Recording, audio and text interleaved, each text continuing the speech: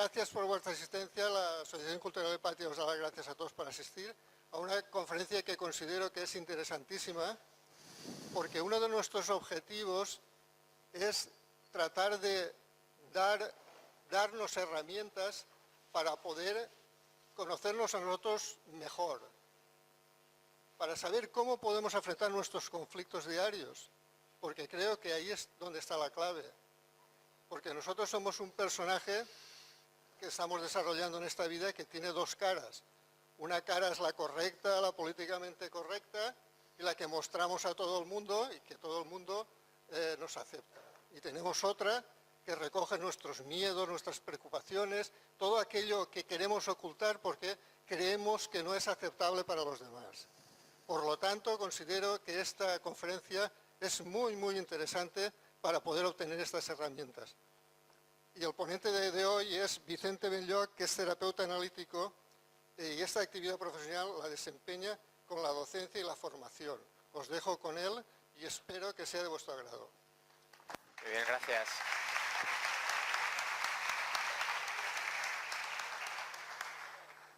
Bueno, buenas tardes. ¿Se me escucha bien al final de la sala? ¿Se escucha bien? Estupendo.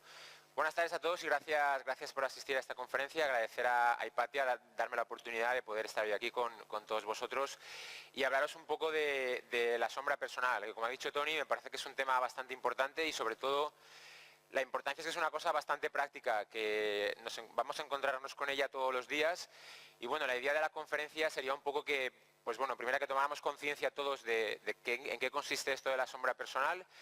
Y si encima nos llevamos un par de ideas más de cosas que podemos hacer con ella, pues fenomenal, habrá servido para algo el estar aquí hoy. Todo el concepto este de la sombra personal, imagino que algunos lo conoceréis, el psicólogo que desarrolló toda esta teoría es Carl Gustav Jung. Este fue un psicólogo que vivió desde 1875 a 1961 y fundamentalmente lo que hizo Jung fue desarrollar toda la teoría del inconsciente de la persona. En el año 1917 hizo un ensayo en el que él hablaba de la parte inconsciente de la persona y dentro del inconsciente de la persona él a una parte que hay en el inconsciente la llamó sombra personal y la sombra personal la definió como una subpersonalidad inconsciente que todos generamos al mismo tiempo que generamos nuestra personalidad consciente. Nosotros tenemos conciencia de ser Vicente, ser hombre, tenemos una serie de rasgos que identificamos como nuestros, como valiosos, pero paralela a esa personalidad consciente que todos los que estamos en esta sala tenemos, se desarrolla en un sitio que se llama inconsciente una subpersonalidad que él llamó sombra. La conferencia va todo el rato va a hablar, todo lo que vamos a ver esta tarde aquí va relacionado con ese concepto de sombra, cómo se genera y qué función tiene en la vida. Y además Jung la definió como esa parte inconsciente, la definió como aquellos rasgos que no reconocemos como propios. Todas aquellas cosas que, bien por conveniencia social, porque nos han educado de esa manera, porque entendemos que no es conveniente manifestar, hemos reprimido y hemos situado en un lugar que se llama inconsciente personal. Y están ahí, más allá de que nos enteremos que están o no están. El concepto de sombra puede tener una connotación un poquito así como negativa, pero no es como Jung lo entendía. Ha habido otros autores que han desarrollado todo este concepto de la sombra y a veces se le da una imagen un poquito así como algo negativo. No es así. En la sombra no está solo lo que rechazamos como malo o negativo, sino también está todo aquello bueno, todo el potencial nuestro que no hemos dado vida porque no nos creemos merecedores de ello. Hay muchísimos aspectos positivos que no los hemos experimentado como realidad en nuestra vida, simplemente porque hay una creencia nuestra que no nos cree capaces de poder manifestar aquello, de que no somos merecedores, de que no somos dignos de expresar determinadas cuestiones, bien porque no las hemos creído o porque las hemos interpretado así. O sea que el concepto de sombra me gustaría destacar que no solo es que a veces se interpreta como algo negativo, algo censurable, que algo de eso hay, pero también oculta todo lo bueno, todo lo positivo, todo el potencial que todavía no hemos sido capaces de expresar en nuestra vida. Y desde ahí es desde donde Jung elaboró y trabajó con esta idea de sombra.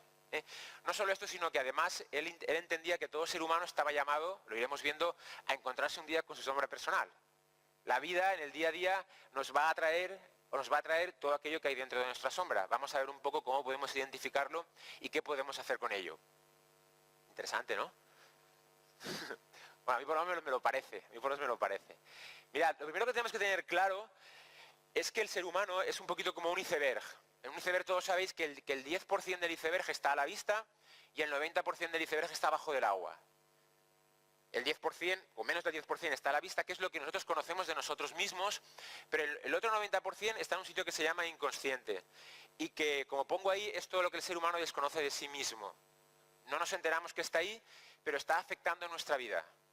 Independientemente de que sepamos lo que hay ahí o lo que no hay, da un poco igual, en el sentido de que me lo voy a encontrar en mi vida, me va a afectar en estados de ánimo, me va a afectar en comportamientos, me va a afectar en cómo me relaciono con los demás, me va a afectar en un montón de cosas, de manera automática, no soy consciente de ello, pero está ahí. Es algo así como que nadie aquí está pensando, le dice a su riñón, funciona, o el sistema circulatorio del cuerpo va solo porque hay algo en el cerebro, hay una parte del cerebro que gestiona eso. Tú no lo piensas, pero aquello está funcionando. Pues con la psique de las personas pasa algo parecido. Nosotros tenemos la conciencia o la percepción de que somos libres para tomar muchas decisiones, para ciertos comportamientos, pero esto no es del todo así. No es del todo así. Hay una parte automática. Y yo muchas veces me veré, y hablo de mí, haciendo cosas que sé que no son buenas para mí, pero no puedo evitar hacerlas. Hay determinadas conductas que digo, esto no debería, pero cuando aparecen determinadas circunstancias, repetimos el hábito. Y eso tiene que ver con todo lo que hay aquí en el inconsciente. Vamos a hablar un poquito de eso. Lo digo porque muchas cosas alguien puede pensar, bueno, ¿y eso está ahí? Pues de momento ponlo un poco en duda y date la oportunidad, porque muchas cuestiones realmente no llegamos a verlas del todo. Y muchas cuestiones están aquí, es que ni nos enteramos que están, pero están. Voy a empezar, los que estuvisteis en la conferencia del año pasado, ya hablamos un poco de pero simplemente resumido muy rápido, como tema introductorio, en el ser humano siempre ha habido una preocupación por conocerse, una preocupación por saber de dónde venimos, qué hacemos aquí, por qué nos pasan determinadas cuestiones. Tenemos en muchos casos sufrimiento, no entendemos por qué, o no conseguimos aquellos objetivos que nos proponemos. Y bueno, el ser humano siempre ha estado buscando desde hace muchísimos cientos, miles de años, explicación un poco a eso que le ocurre. Y a través de las religiones, a través de la filosofía y la ciencia, también se ha intentado aproximar a este fenómeno y dar una explicación. Si nos atendemos a diferentes religiones, la hinduista, la budista, la religión cristiana, pues cada una da una explicación diferente a todos estos temas. Y si vamos a la ciencia, pues también encontraremos otras respuestas. Pero lo que está claro, lo que podríamos concluir más allá de nuestras creencias, es que todo lo manifestado, todo lo que existe en el plano real, tiene un origen que es un plano inmaterial. Unos lo llamarán Dios, otros lo llamarán Brahman. Platón lo llamaba el mundo de las ideas, si vamos desde el mundo de la filosofía. El filósofo Kant hablaba del noúmeno. Y si nos acercamos a la ciencia, pues la ciencia más reciente, que es la física cuántica, cuando se aproxima a explicarnos qué es eso de la realidad, habla de vacío cuántico. El vacío cuántico es algo así como la nada. Dice, ¿de qué procede la realidad? De lo que hay aquí, dicen de la nada. Pero la diferencia entre esa nada de la física cuántica o la nada que hablaba antes Newton es que esa nada está cargada de energía. Hay algo ahí, no sabemos muy bien cómo, pero a partir de ahí se produce la manifestación de todo lo material. Y de hecho hay científicos como David Bohm y otra gente que son premios Nobel de Física que han desarrollado teorías respecto a esta cuestión. La teoría del orden implicado, la teoría de las variables ocultas. Explicaban un poco cómo se producía todo esto. No sabían muy bien cómo, pero intentaban dar una explicación. Pero lo que está claro es que nos acerquemos desde unas corrientes o desde otras, todo lo manifestado tiene un origen inmaterial. Desde la parte inmaterial aparece todo la manifestación física, que es Vicente, los que estamos aquí, y todas las experiencias que tenemos. Más allá de que lo sepamos explicar de una manera o lo expliquemos de otra. Y eso que ocurre ahí tiene un nombre, no es una cosa que se produzca, sino que tiene un proceso, y ese proceso se llama evolución. El ser humano que existe ahora aquí, los que estamos aquí, podríamos decir que somos la versión más compleja del ser humano en el año 2017. En noviembre de 2017 es la versión más compleja, pero el ser humano no siempre ha sido así, como nos conocemos ahora. Ha habido un proceso en ese desarrollo. Digamos que se entiende, los que se dedican a este tema, yo tampoco soy un experto en esto, pero bueno, tampoco hace falta serlo, el Australopithecus se le echan aproximadamente 7 millones de años, ¿no? Y los científicos vienen a decir que el cerebro que tenemos ahora los seres humanos, pues algo parecido empezó a estructurarse hace unos 40.000 años. Quiero deciros que, aunque nuestra vida nos parezca muy importante, que lo es, en términos de evolución, pues 100 años no es nada, simplemente es en términos de evolución. Y a mí me interesa acercarnos a este proceso evolutivo no en cuanto a las fechas o los hitos que hayan podido ocurrir ahí, sino en cuanto al desarrollo psíquico y al desarrollo emocional del ser humano. Vamos a acercarnos un poco desde ese punto de vista. Da igual si eso pasó hace X tiempo o ha pasado X más 1 tiempo, no importa, o la fecha concreta. Y en ese sentido, yo he dividido ahí 3 partes, que imagino que los del final no lo leeréis, que es supervivencia, convivencia e integración. Digamos que lo que ha sido el desarrollo evolutivo de las personas ha pasado por diferentes fases. No siempre se ha percibido la vida como la percibimos hoy, en el año 2017. Y la primera fase, podríamos llamar que sería la fase de supervivencia. Esto duró pues X millones de años, en que el ser humano vivía desde una cosa que se llama instinto. Lo primordial en esta fase de evolución era sobrevivir. Todos estamos aquí, podemos venir aquí a hablar de la sombra y elucubrar sobre esta cuestión porque más o menos tenemos la vida más o menos resuelta a cierto nivel, tenemos una casa, tenemos el Mercadona, que luego saldremos de aquí y iremos a comprar, no nos tenemos que preocupar de ir a cazar a nadie para comer, pero esto no siempre fue así. Hubo una época que lo primordial era el instinto, comer, aparearse, dormir, defenderse. Esto es lo que era la actividad primordial del ser humano. Y el ser humano no se percibía como te puedas percibir ahora como una individualidad. Yo soy Vicente, Juan, Pepe, María. Se percibía un poco como algo más conciencia de grupo, más conciencia de conjunto. Podríamos decir, por buscar el símil, que en un bosque hay diferentes árboles, ¿no? Pueden haber pinos, robles, abetos, hay un montón de árboles y plantas. Yo me puedo percibir como roble o me puedo percibir como bosque. Sentirme como parte del bosque. La percepción que había en un inicio en el ser humano era, me siento parte de ese bosque, ¿de acuerdo? Me siento parte de ese bosque y mi motivación fundamental es sobrevivir, la parte instintiva. Quiero deciros también que la evolución, todo este proceso evolutivo, es un proceso en el que se van acumulando fases. La evolución no descarta nada. Con esto quiero decir que esta fase instintiva está dentro de todos nosotros. No es que es una cosa que hayamos dejado atrás, sino es una parte sobre la que luego hemos ido construyendo diferentes capas. Pero el instinto de supervivencia está dentro de todos. Y cuando vivamos situaciones de tensión en que nuestra supervivencia se ve amenazada, aquello va a aparecer de oficio. Si el techo de esta sala empezara a caer, igual pisaríais al que tenéis al lado. No haríamos todos aquí, oye, tú primero. Aquí saldría esa conducta instintiva que lo que pretende es sobrevivir. Eso sigue estando ahí, ¿de acuerdo? Entonces, en esta fase había un tipo de ética, un tipo de conducta. La motivación fundamental que había era el yo, el ego, de tengo que sobrevivir. Y si para ello tengo que matarte, pues te mato. Si tengo que robarte a tu mujer y a tus hijos, te lo robo. Si tengo que tirarte la casa abajo, pues la tiro. ¿De acuerdo? Se vivía fundamentalmente desde el instinto. Y desde ahí había una serie de un código de valores y unos comportamientos. El eje fundamental de esta etapa, que duró muchos miles de años, fue fundamentalmente qué hay de lo mío. Y lo tuyo me importa más bien poco, por no decir nada. Y si tengo que matarte para conseguir determinadas cuestiones, lo voy a hacer, ¿no? Es que además no había mucha moralidad en ese sentido. Un león, cuando se come una gacela, yo me puedo decir, joder, pero el león no tiene moralidad, está comiendo simplemente. Él no está pensando, pobre gacela, se la está comiendo y punto. Eso es instinto puro y duro. Pero eso tiene una finalidad, que es que vivamos. Vuelvo a repetir, si no tenemos la supervivencia garantizada, no podemos hablar de otras cuestiones. A partir de ahí, el proceso evolutivo fue avanzando y hubo un momento en el que apareció, aparte de yo, apareció tú. Digo, hombre, aparte de lo mío también estás tú a mi lado, ¿no? Y poco a poco se fue desarrollando una sensibilidad en que me preocupo por los demás. Estamos en la fase de la convivencia. Ya no solo me preocupo de lo mío, sino que también me preocupan los intereses de los demás. Se empieza a desarrollar un mundo afectivo, empiezo a darme cuenta que no solo es importante lo mío, sino que también es importante lo de los demás. Y probablemente todo esto surgió por la necesidad de agruparse. Si vamos a cazar el mamut o la pieza de caza, si vamos todos juntos, nos va a ir mejor que si voy yo solo. De hecho, yo solo no podré, pero en la medida que me asocio, puedo empezar a conseguir determinadas cuestiones. Es bueno asociarse. Pero para asociarme por los demás, ¿qué ocurre? Se inicia un nuevo proceso. Y el proceso es, no solo puedo pensar en lo mío, tengo que pensar también en lo tuyo. Y si antes, cuando me llevabas la contraria, tenía ganas de matarte, ahora me tengo que reprimir. Me tengo que empezar porque quiero algo de ti. En esa fase todavía estamos, ¿eh? O sea, la mayoría de las personas Muchas veces queremos una cosa o pensamos a alguien de algo del vecino, pero como vemos que no conviene, pues lo reprimo, lo guardo. No le digo lo que pienso, sino le digo lo que quiere escuchar. Pero lo que estoy haciendo es reprimir determinadas cuestiones. ¿Me he explicado? Ahí estamos un poco todos.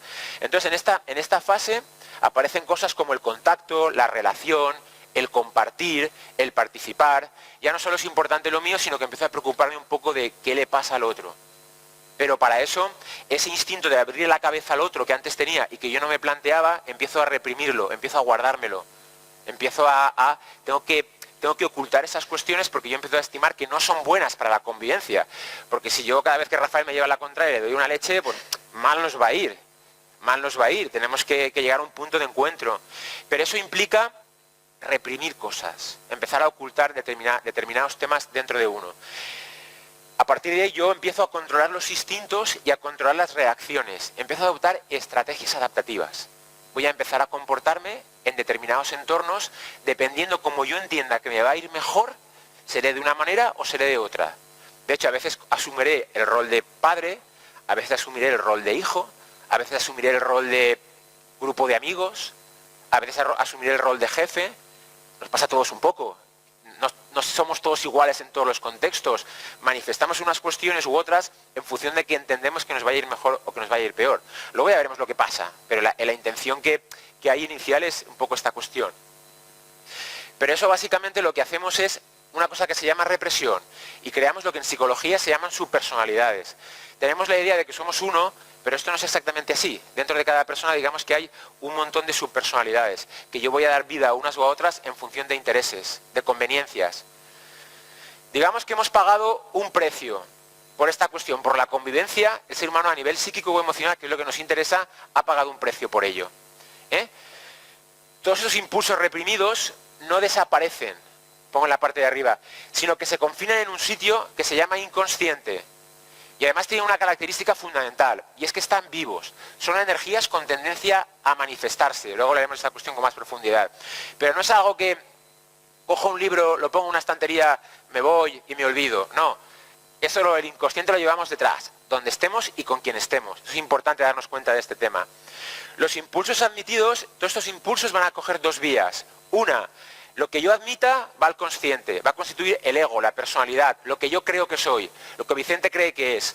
Todo lo que yo reprima va a una subpersonalidad o alter ego. ¿De acuerdo? Al mismo tiempo que creo el ego, creo la sombra. En la medida que yo estoy creando mi personalidad consciente, estoy aceptando una serie de cuestiones y estoy rechazando otra serie de cuestiones, al consciente la personalidad o ego y al inconsciente todo lo reprimido. Y ya sabemos que todo lo reprimido es una energía, algo que vamos a encontrarnos con ella después. ¿De acuerdo? Por eso la importancia de darnos un poco cuenta de estas cuestiones. Es inevitable. De hecho, yo creo que Jung le puso esta palabra de la sombra porque es algo que llevas detrás. Cuando te ilumines no te puedes deshacer de ella. Es algo consustancial al desarrollo psíquico de la persona. Cuando yo me posiciono mucho en un extremo, lo veremos, en el otro extremo, sombra personal. Va de oficio, ¿eh? Que no me entere de ello no quiere decir que no esté, sigue estando ahí. Bueno, dicho esto, que me parece importante para saber un poco el proceso que se ha seguido en la evolución para llegar a este punto, porque ha sido así. Yo he dividido la conferencia en 7 partes. Una primera parte que haremos una revisión histórica rápida, porque esto no es una conferencia de antropología, pero es bueno darnos cuenta que todo el tema este de la sombra ya ha estado en la historia del ser humano desde hace muchísimo tiempo. Le han dado otros nombres, pero ha estado ahí. Jung le puso nombre, habló de sombra, inconsciente personal, habló de animus, de ánima, niño interior, muchos temas, pero eso siempre ha estado por ahí un poco en la cultura, en el ambiente general.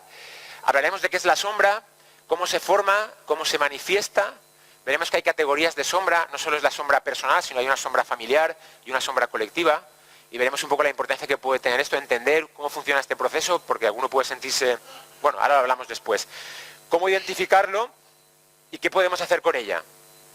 ¿De acuerdo? Básicamente vamos a hablar de estas cuestiones. Mirad, se cree en la historia que todo el origen este de los carnavales paganos, su origen se tiene en el antiguo Egipto, aunque lo más reciente que tenemos un poco en la historia más cercana es en la antigua Grecia. toda esta gente no sabía esos conceptos de sombra, pero en vez de llamarle sombra personal, inconsciente y toda esta terminología, ellos lo llamaban dioses. Veréis que en el panteón egipcio, pues en el panteón griego hay un montón de dioses y cada dios representa una cuestión diferente.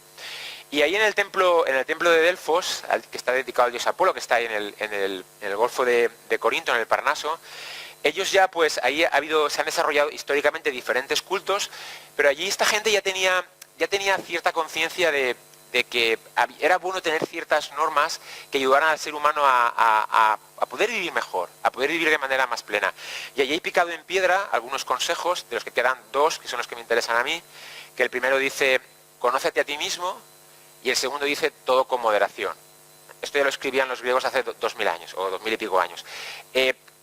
Venía a decirte que era importante el autoconocimiento. Yo añadiría, conócete completamente a ti mismo. Yo pondría la palabra esa.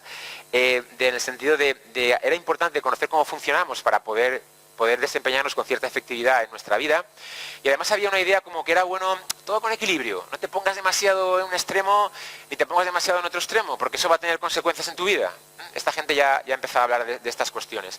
Y allí en el templo este de Delfos, estaba el oráculo, que era donde la gente iba a preguntarle pues todo el tema de qué será de mis cosechas, qué será de tal guerra, qué pasará con estas relaciones. La gente iba a preguntar ahí cosas sobre el futuro.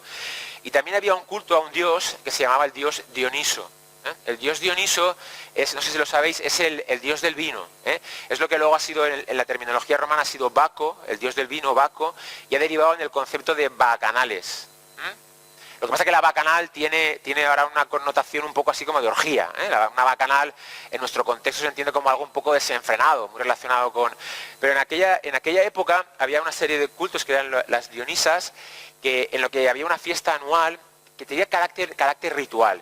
Y en aquellas fiestas se permitía a todo el mundo, como ese día, hacer algo diferente a lo que hacías normalmente. Que es un poco lo que pasa un poco en las fiestas o en los carnavales. Te permitían, pues, el que era hombre disfrazarse de mujer, el que era mujer se podía disfrazar de hombre, el que le apetecía tener determinados comportamientos infantiles, pues los podía tener. Era como que ellos eran conscientes de que había algo poderoso dentro del ser humano y que de vez en cuando convenía darle un espacio. Porque si lo reprimías, lo tenías oculto, aquello era como algo que podía luego manifestarse en tu vida de manera desordenada y tener ciertas consecuencias.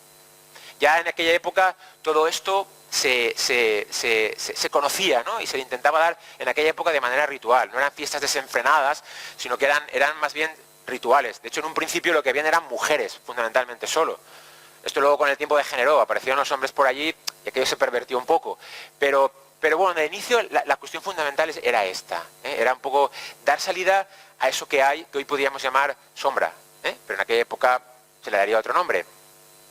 Más adelante, en la cultura minoica, en la isla de Creta, también estaba toda una cultura asociada a la cultura del toro, que aquí en España pues tenemos una reminiscencia que son las corridas de toro. De hecho, al traje del torero se le llama traje de luces. El toro simbolizaba toda la agresividad, toda esa fuerza, todo ese potencial descontrolado que había. Y también ellos eran conscientes de que esto había que gestionarlo. En la historia del rey Minos se cuenta como al rey, el dios Poseidón, le regala un buey blanco, y como la leyenda cuenta que como el rey no lo sacrifica, no le hace caso, pues el dios se enfada y seduce a su mujer para que se una con el toro, y a partir de ahí nace el Minotauro, la figura del Minotauro, que representa esa dualidad entre hombre y toro. Y el rey Minos le encargó a Dédalos, que era un artesano, que era un arquitecto, el que construyera el laberinto. Igual habéis oído hablar de la historia esta. Es simbólico toda esta historia, en el sentido de que parecía que todo aquello era bueno que tuviera cierto control, porque el Minotauro cuando estaba descontrolado producía muchos desórdenes en la sociedad. Ya nos hablaban un poquito de esto. Luego en las catedrales cristianas, que muchas están construidas sobre antiguos templos paganos, también aparece un poco todo este simbolismo. La gente que construía catedrales sabía de estas cosas. En la catedral hay muchos elementos simbólicos, ¿no? Y tenemos el altar, y abajo tenemos siempre la cripta. La cripta viene del griego, que significa esconder. ¿De acuerdo? Había un simbolismo entre lo luminoso y la oscuridad, como un gesto de que era importante atender las dos cosas, tanto lo luminoso como lo oscuro. Era importante tener en cuenta esas dos cuestiones. Si nos acercamos un poco a los carnavales paganos, pues imagino que todos conocéis lo que es un carnaval. Como en esas fiestas, pues nos apetece dar vida a aspectos nuestros que en la vida normal no daríamos, sino que además nos tomarían por locos si hiciéramos eso, ¿no? Si nos disfrazáramos para ir a trabajar o hiciéramos cosas de estas. Es un espacio en el que uno puede dar vida a esos aspectos internos, que de vez en cuando es bueno sacar. Es bueno sacarnos a pasear un poquitín. Parece que la idea que hay detrás de todo esto sea un poco eso. Presta atención a eso. No lo tengas ahí siempre escondido y reprimido. Si nos acercamos a la literatura infantil, bueno, todos hemos visto los cuentos, la figura del dragón, la figura del ogro, la figura del hechicero, siempre enfrentada a la figura del hada, del príncipe valiente. Siempre esta dualidad bien-mal está ahí. De hecho, Christian Andersen, que es el de Hansel y Gretel, tiene un cuento que se llama La sombra. Está en internet, es un cuento cortito, si a alguien le apetece, entra en internet, La sombra. Eso lo escribía este hombre, el Christian Andersen, que escribía los cuentos de los niños. Y tiene que ver con todo lo que vamos a ver en la conferencia. Claro, que si luego os apetece, os lo descargáis y os lo leéis. En el fin de la película Dr. Jekyll y Mr. Hyde, no sé si la habéis visto, habla un poco también de esto, de cómo aparecen en el doctor uno de la sociedad reconocida, muy valorado, va desarrollando una personalidad, que es el Dr. Mr. Hyde, que al final se le descontrola y capta la personalidad consciente. Y hay aquí una idea interesante que es, si yo no atiendo todas estas cuestiones, seguramente van a aparecer de manera desordenada en mi vida y van a captar la personalidad consciente. Luego hablaremos de esto con más tranquilidad. La leyenda del hombre lobo, asociado a la luna, que tiene que ver un poco con todo el tema de los sentimientos, ese algo que sale de vez en cuando dentro del ser humano. En otras culturas es el hombre jaguar o el hombre hiena, en África, en América. Luego además nos hemos encontrado en todos los que estamos en la religión judeocristiana, más allá de nuestras creencias, pues el concepto moral. Se nos ha educado en que está el bien y el mal, y además el mal le hemos cargado de cosa moral, pecado. Pecado que va asociado a una cosa que se llama sentimiento de culpa. Entonces, cuando yo me vea haciendo determinadas cuestiones que no me apetece hacer o que yo no estimo como convenientes, pero que no voy a poder evitar hacer, pues tiene como una carga moral, y eso tiene implicaciones en nuestra vida, sentimiento de culpa y otras cuestiones. La iconografía religiosa, no sé si habéis visto la figura de San Jorge o de Arcángel San Miguel, cuando está en un caballo con una lanza lanceando un dragón, pues simboliza un poco lo mismo, como en la parte consciente está el dragón que simboliza ese impulso, esa agresividad, pero daos cuenta que no está matando al dragón. En ninguna figura aparece, simplemente aparece como está controlando. Es algo que tengo que gestionar, no es algo que tengo que matar, es algo de lo que tengo que tomar conciencia. Y además si nos acercamos de otras culturas, de la cultura, los hindúes, Krishna, que es Dios en la cultura hindú, ya hablaba de que en todo ser humano había una matriz demoníaca y una matriz divina, y que era bueno atender estas cuestiones. Era bueno atenderlas, y además Krishna hablaba de que esto era parte consustancial del ser humano. De hecho, en la religión cristiana también, si lees el libro de Job, el diablo ahí no es alguien que esté contra Dios, es un aliado de Dios. Es alguien que es del equipo de Dios, que es el que se encarga de tentar a Job. Todas las pruebas, no sé si habéis leído la historia, pero ahí no existe una interpretación de que sea el enemigo, es alguien del equipo. Lo que pasa es que luego cuentan otras cosas y nos hemos creído otras cuestiones. De hecho, el concepto del infierno es un concepto que se estableció en el siglo V, en un concilio de estos del Vaticano. No es una cosa que existiera en el origen, esta idea de infierno, ¿vale? Bueno, hemos hecho un recorrido rápido, pero la idea un poco es que os situéis que este concepto de bien, mal, cosas ocultas, es una cosa que siempre ha estado aquí, que se le han dado diferentes nombres en diferentes culturas, pero ha habido cierta sensibilidad hacia esta cuestión. Es importante atender esto. No es una cosa de la que puedas pasar alegremente por ella. Más que nada porque tiene consecuencias prácticas en tu vida, que luego hablaremos de ellas. Una idea que me gustaría, antes de continuar, que tomáramos conciencia un poco todos, es que en la vida, en este plano físico, todo tiene un componente de dualidad. Yo puedo darme cuenta de la generosidad, porque en el lado contrario está el egoísmo. Yo puedo darme cuenta de que soy hombre porque existen las mujeres, y viceversa. Todo tiene un componente de dualidad. Tenemos conciencia de esto, que es importante, Es importante que nos demos cuenta que una cosa existe porque existe la otra. Solo que yo me siento a gusto siendo generoso, y me puedo sentir mal siendo egoísta. ¿De acuerdo? Pero las dos cosas son necesarias. Porque si no existiera el egoísmo, difícilmente podría yo ver la generosidad. No podría haber el bien si no existiera el mal. No podría haber el orden si no existiera el desorden. No podría haber la humildad si no existiera la soberbia. Lo que pasa es que hemos juzgado que hay unas cualidades buenas y otras cualidades no tan buenas. No solo hemos juzgado esto, sino que además me identifico con estas, las siento como mías y estas son del vecino, de mi mujer, de mi jefe o de... pero no las veo como mías. Pero ya sabéis que siempre que yo manifieste unas, lo que estoy haciendo, siempre que manifiesta la generosidad, es algo así como que estoy metiendo bajo el egoísmo. Esto es importante que nos demos cuenta, ¿eh? Y ya sabéis que, bueno, son consustanciales, una va al lado de la otra. Por coger el símil sería, este edificio se mantiene bien porque hay una buena cimentación. Si no existiera una buena cimentación bajo, el edificio no estaría bien construido. Pues la sombra personal es algo parecido. Tú puedes dar vida a determinadas cuestiones porque hay otras que ocultas bajo. ¿Se entiende esto? Esto es importante darse cuenta de esto. Porque todo está dentro de nosotros, esta dualidad en la que vivimos. Que vivimos en una dualidad en la que no solo queremos manifestar unas cuestiones, sino que además catalogamos con un juicio moral a la otra. Digo, no, esto no es bueno. Pero la realidad es que muchas veces no puedo evitar sentirme egoísta. Esa es la realidad.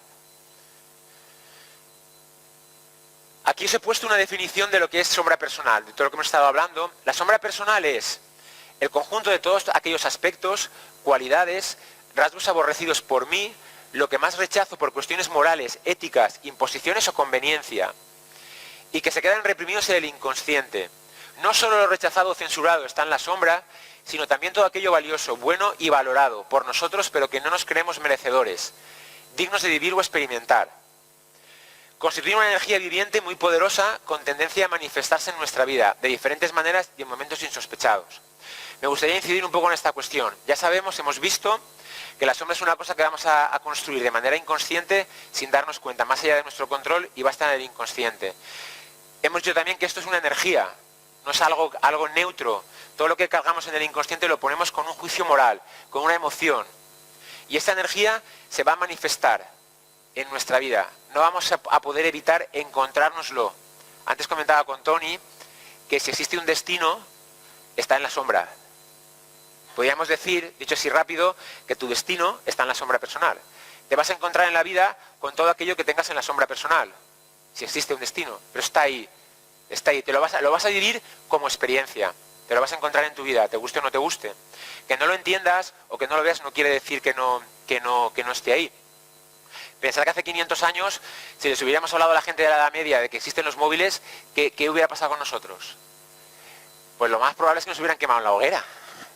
Y ahora vemos absolutamente normal coger un móvil, llamar y hablar con un tío en Nueva York, y nadie ni se lo plantea. O sea, que tú no veas una cosa no quiere decir que no exista, simplemente quiere decir que no la ves de momento. La ciencia va evolucionando y te permite entender cosas que antes no podías entender. La persona que dijo que la Tierra giraba alrededor del Sol no lo quemaron porque se retractó. Y como es un montón de cosas. Entonces, simplemente destacar que el inconsciente está ahí, funcionando. Todo el día y a todas horas. Es lo que Jung, igual os suena, hablaba de los arquetipos. Los arquetipos son esas energías que están en el inconsciente, que os he puesto aquí, que evolucionan de manera independiente y sin ningún control por nuestra parte. Y además desconocemos qué leyes rigen un poco todo ese contenido del inconsciente. Es, como os he dicho antes, es el 90 o 95% de todo lo que somos. Y uno puede decir, bueno, pues ahí hay bastante cosa, ¿cómo voy a gestionar todo eso, no? Menudo marrón. Pues bueno, ahora luego veremos algunas cosas para que podamos saber qué es lo más importante de lo que hay ahí. ¿Qué es lo más importante de lo que hay ahí? ¿De acuerdo? Pero ya sabemos que esto es una energía viva, que va a estar ahí y que va a estar en funcionamiento y que va a estar apareciendo en nuestra vida de manera constante. Me gustaría situaros también una breve mención a este señor. Este señor es un químico belga de origen ruso que ganó un premio Nobel de química.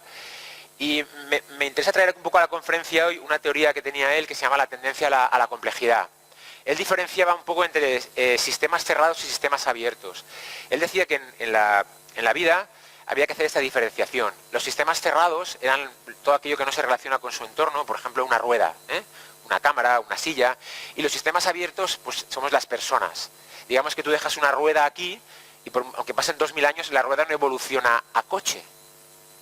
¿De acuerdo? Siempre va a ser una rueda, nunca va a ser un coche. Sin embargo, en los seres humanos, él hablaba, resumido muy rápido, de que existía como una dinámica interna que nos impulsaba siempre a ser más complejos, a ser mejores, a ganar en conciencia, a ganar en comprensión de lo que es la vida y ganar en comprensión de lo que es el fenómeno del ser humano. Es una cosa que no podemos evitar. Es como que lo llevamos en los genes. La vida siempre nos va a impulsar, nos va a llevar a que desarrollemos una mayor complejidad. Fijaros en términos evolutivos, todo lo que os he comentado antes, cómo ha habido en esa evolución que ha durado millones de años una tendencia a la complejidad. Y además, eso se ha ido asociando con cambios biológicos. La otra vez en la anterior conferencia lo vimos, pero el cerebro, tenemos 3 cerebros. Imagino que lo sabéis, tenemos el cerebro reptiliano, el cerebro límbico y el neocórtex. Y esta evolución biológica se ha ido desarrollando para que nosotros vayamos adquiriendo cada vez mayor potencial. Quiero deciros que si alguien quiere quedarse en su vida tranquilo como está y no moverse, no puede ser. No puede ser. En cuanto sientas que estás tranquilo, te van a mover la silla. Te van a mover la silla porque es la intención de la vida. No es porque quieran putearte, perdóname la expresión. Es porque la intención de la vida es que tú te hagas mejor, que ganes en comprensión, que te hagas más complejo. No que te quedes sentado ahí atontado.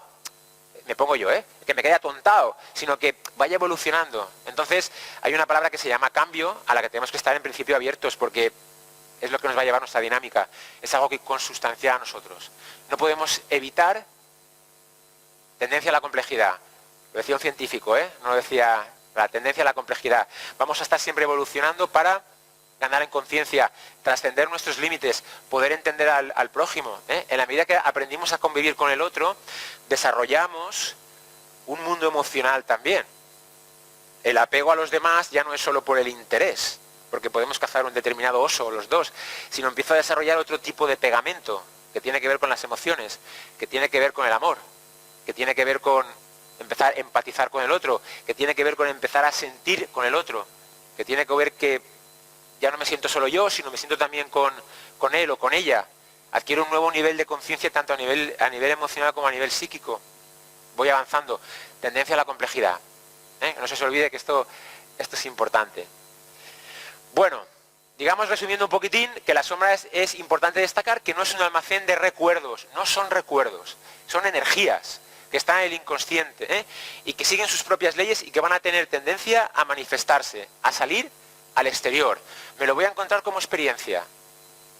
¿Qué es lo que me está pasando en mi vida? Pues tiene que ver con lo que llevo dentro, con eso que se llama inconsciente. Luego os daré también al final de la conferencia 3 o 4 libros, pues si alguien quiere profundizar en algún tema, que ahora no podemos profundizar mucho más, pues puede profundizar. Hemos hablado de la fase de supervivencia, de la fase de convivencia, que tiene que ver con negar determinados aspectos. Pongo aquí abajo que la consecuencia de la sombra es que confirmo el estado de separación en el que yo me siento. Antes me sentía bosque, acordaos del símil, me sentía bosque, y ahora empiezo a sentirme abeto, roble, no tengo conciencia de ser bosque, me siento separado, siento que me falta algo. Ese algo que me falta tiene que ver con contenidos que hay en el inconsciente, con contenidos de la sombra. Importante darse cuenta, tomar conciencia de esto. ¿Cómo se ha ido desarrollando esa sombra en nuestra vida? Porque ha habido un proceso, desde que naces hasta los que estamos aquí, con la edad que tengamos cada uno, ha habido un proceso en el que se ha desarrollado toda esa sombra personal. Hay una primera fase, yo os lo cuento porque imagino que del final no se lee, ¿verdad? Imagino que no se lee desde el final, os lo voy contando. Hay unas causas, primero, inherentes al ser humano. Cada persona no solo heredamos rasgos genéticos y físicos, sino heredamos una carga psíquica. Somos el fruto de todos nuestros descendientes, de toda nuestra cadena familiar. Entonces heredamos, y más allá de que seamos más o menos creyentes, más o menos religiosos, hemos vivido una cultura judeocristiana. Una cultura judeocristiana en la que hay unos patrones culturales y morales en el que uno ha crecido y lo ha mamado, dicho así un poco vulgarmente, toda esta historia. Y esto hace que, pues, lo vimos también en la otra conferencia, pues vengamos a la vida con ciertos sentimientos que van como en el equipamiento de serie. Igual que te compras un coche y tienes el airbag, el aire acondicionado, el ABS, pues venimos a la vida como con un patrón emocional, que básicamente podemos diferenciar en 3 sentimientos, que son sentimiento de culpa, miedo e inmerecimiento. Eso va como con el paquete básico. Sentimiento de culpa, miedo e inmerecimiento. Por el hecho de vivir eso ya lo llevas y lo podéis experimentar, me imagino que lo habéis experimentado, estamos constantemente activando esos sentimientos básicos en nuestra vida normal. Me puedo sentir culpable por no ser buen profesional, me siento culpable porque no soy buen padre, porque no he dicho lo que tenía que haber dicho, porque no he cumplido las expectativas de esta persona o de la otra. Son sentimientos que están siempre ahí, siempre ahí. Tengo miedo a un montón de cosas, me posiciono en la vida con esa actitud de desconfianza, de qué pasará, incluso cuando me pasan cosas buenas, no me lo acabo de creer. Digo, joder, digo, seguro que ahora pasa algo malo. ¿No? Y yo incluso un refrán, cuando te pasa una cosa mala, te pasan 3 seguidas. Digo, bueno, pues no sé. A lo mejor si te lo crees, pues sí, pero existe esa conciencia un poco hacia lo negativo, ¿no? Y cuando viene algo bueno, como que te sorprende incluso, ¿no? Dices, ¿de verdad me está pasando esto a mí? Y estoy esperando que venga lo malo después. Tiene que ver esto con ese patrón psíquico básico. Y luego el inmerecimiento, que es muy importante a la hora de concedernos la posibilidad de experimentar determinadas cuestiones. Y ya sabéis que en la sombra personal está todo lo bueno vuestro, que no hemos dado todavía pie a ello. Y ahí hay un componente de inmerecimiento muy importante. En los procesos de cambio o de crecimiento personal, lo primero que uno que tiene que hacer es mirarse sus creencias. El problema está en lo que te has contado de ti mismo, ¿no? Los principales límites nos los ponemos uno a nosotros mismos. Lo traemos un poquito en el patrón. Viene ahí en el patrón. A partir de ahí hay un desarrollo infantil. Es muy importante la primera fase de la vida, en torno a los 7 años. Queda ahí construido gran parte de todo el patrón del inconsciente. Esto también lo vimos en la otra conferencia, no puedo extenderme mucho, pero en esos 7 u 8 años nos marcan mucho nuestra vida. La relación con papá y la relación con mamá. Esto es fundamental. Ahí queda construida gran parte de nuestra vida. Este desarrollo que os cuento aquí, pues lo desarrolló Freud, de todas estas fases de la infancia. Cuando somos pequeños, fundamentalmente queremos 2 cosas, que es ser queridos y ser aceptados. Ser aceptados. Y cada niño o cada niña, en el entorno en el que nace, va a adaptar su conducta como él entienda que es mejor para ser aceptado y ser querido. Si ser aceptado implica que me tengo que callar porque mi opinión no es importante, porque cuando intento hablar no se me presta atención, yo grabaré algo así como que mi opinión no es importante, es mejor callar.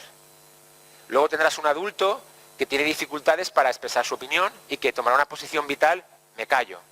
Porque en un momento dado no ha experimentado que esa es la mejor opción, es una estrategia de supervivencia.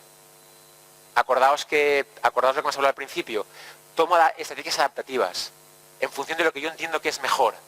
¿De acuerdo? Entonces ese niño, hay otro niño que puede hacer justo lo contrario.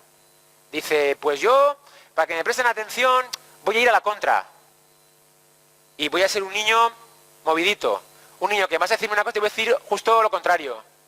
Porque esa es la manera de que me miren. Porque a lo mejor mi madre y mi padre no me prestan atención. Y como no me prestan atención, algo tendré que hacer. Para que... Y cada ser humano adopta una estrategia adaptativa. Y esto es totalmente inconsciente. Esto lo haces muy de pequeñito. Los niños pequeños tienen opinión. Con 2, 3 años. Nadie viene con un manual de ser padre. Yo tampoco, yo eso no lo sabía cuando fui padre. Pero bueno, si sois abuelos o vais a ser padres, pues ya sabéis algo más. Entonces el niño, en función de cómo entienda todo aquello, va a empezar a hacerlo. Ya desde muy pequeñito, aunque no hablen, están al loro de todo. Digamos que los niños, lo que absorben fundamentalmente es el ambiente psíquico familiar. No importa lo que digas, da igual. Los niños lo que hacen es captar el ambiente psíquico y captan perfectamente lo que mi padre quiere y lo que mi madre quiere. Y qué es conveniente decir y qué no es conveniente decir. Y qué le gusta a uno y qué le gusta al otro. Y cómo tengo que comportar ahí. Eso lo captan, vamos. Se capta más el ambiente psíquico familiar que lo que puedas decir o no puedas decir. Acordaos que la comunicación en un 90%, eso no lo digo yo, lo dice cualquier comunicador de cualquier curso, es no verbal. No verbal. Yo añadiría, es totalmente inconsciente. Nos atraemos relaciones a nuestra vida, trabajos, situaciones de manera totalmente inconsciente y tiene que ver en cómo hemos construido toda esta fase. Luego hasta los 14 años la pubertad la acabas de desarrollar y luego hasta los 21 hay otra fase ahí que se desarrolla. Pero en esta fase, que yo he dividido ahí en varias etapas, de los 0 a los 2 años, de los 2 a los 4, de los 4 a los 7, de los 6 a los 10, lo que vive en cada ser humano es algo fundamentalmente sintiente. Es algo que no entiende que su padre tenga que irse a trabajar. No entiende que no se pueden hacer determinadas cuestiones. Vive desde la emoción y desde la necesidad. Y eso quiere decir cariño, atención, cuidado, respeto, consideración, seguridad, no solo dar de comer y una seguridad económica. A los niños pequeños eso les importa bien poco. Hablo de esta edad. Lo que aparece ahí es fundamentalmente necesidad. necesidad anímica, emocional. Y es muy importante. Y por desgracia la sociedad actual, en la que me pongo el primero, por necesidades de trabajo, que son perfectamente entendibles, por muchas cuestiones que uno en el día a día tiene, porque uno intenta hacerlo lo mejor que puede, pero esto genera determinadas cuestiones. Sobre todo al principio, del 0 a 2 años, que es la fase oral, que aparece atención, cuidado, seguridad, confianza. Por ejemplo, es una fase importante, por poner un ejemplo rápido, ¿no? Ahí el niño pequeño todavía se siente muy unido a la madre, no tiene conciencia de ser él, no se siente como árbol del bosque, todavía se siente bosque con su madre. ¿De acuerdo? Entonces ahí es muy importante la atención, el cuidado, determinadas cuestiones que si el niño no las vive o no las percibe como tal, luego puede transformarse en un adulto que le falte seguridad y confianza, tenga timidez. Hay consecuencias en todo esto, ¿eh? Hay otra fase que se llama fase anal, que tiene que ver con la voluntad, la autonomía, tiene que ver un poco con cuando el niño empieza a hacerse caca y pipí, ¿eh? El niño lo ve como un logro. A veces lo criticamos y tal, pero es que empieza a controlar. Toma conciencia de que se hace caca, antes no se enteraba, me hago tal. Entonces empieza un poco a aparecer otro tipo de necesidades más relacionadas con la voluntad, la autonomía, la individualidad, la alimentación. Muchos conflictos de alimentación, anorexia, bulimia y tal, tienen que ver con esto, ¿eh? Con fases puede haber algún conflicto. Porque el niño un poco lo que hace ahí, si él siente que en su entorno no le prestan atención, puede desarrollar un conflicto a través de la alimentación. ¿Él qué siente que controla? El comer y el hacerse caca y pipí. Es algo así como, no me hacéis caso, vais a enterar. Me cagarme a mear.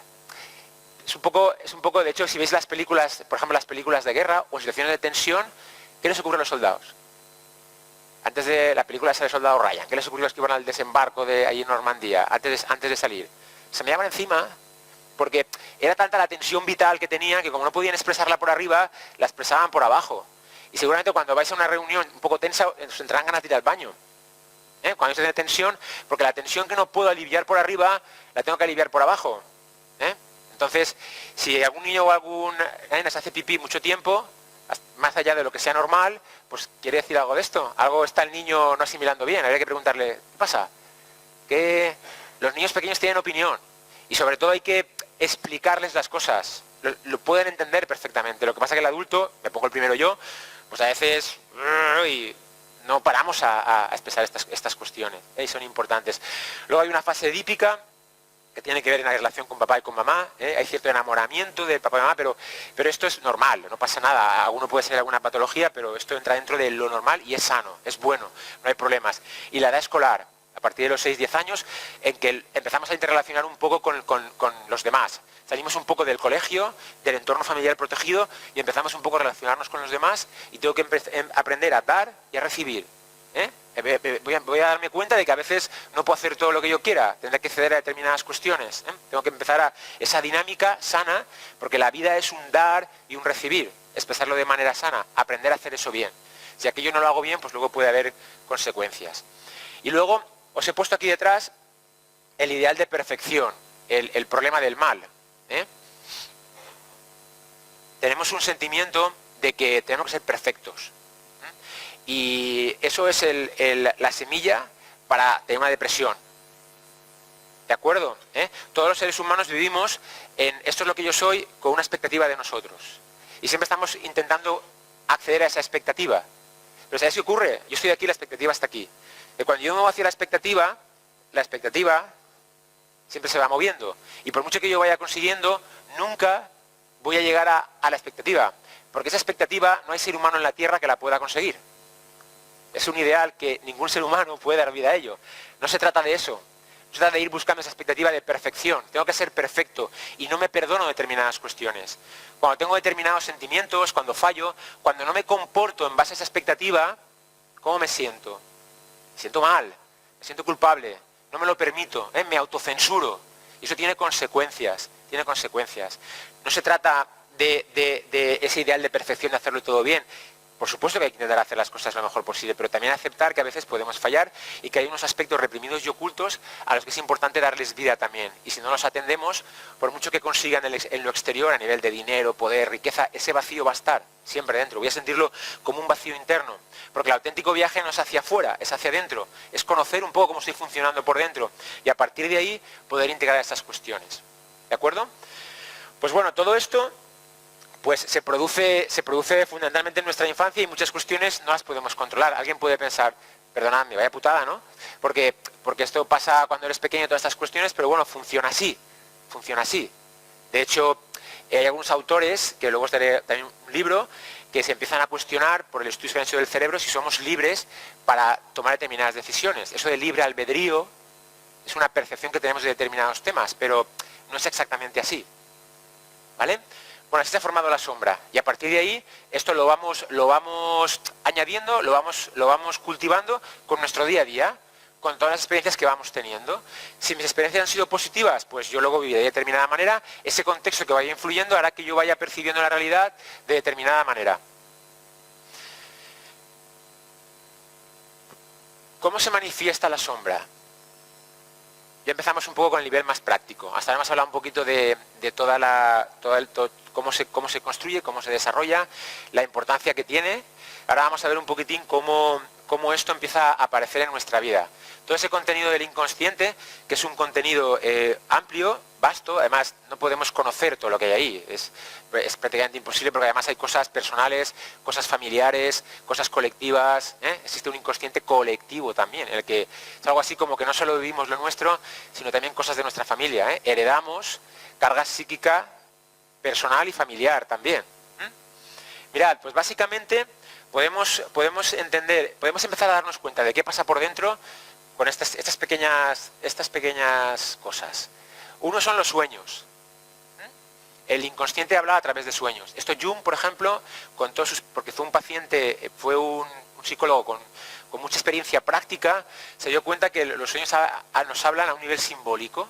Hay determinados sueños que nos hablan de cómo vamos por dentro, incluso pasa muchas veces que hasta nos pueden dar incluso ideas, ¿no?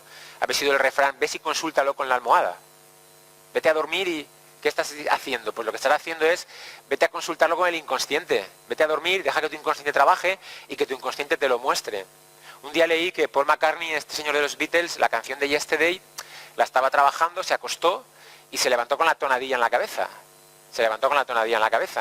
Entonces, pues bueno, no tiene más importancia, pero bueno, los sueños hablan a nivel simbólico, solo que el lenguaje de los sueños es diferente. El espacio-tiempo, la simbología, está ahí.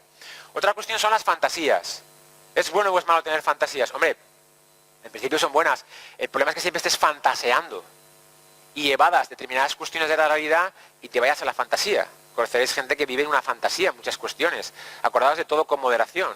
Si yo estoy siempre fantaseando y me escapo de la realidad, pues estoy compensando determinadas experiencias físicas que yo no quiero vivir o no me atrevo a enfrentar y me cuento una peliculita. La peliculita viene de oficio, ¿eh?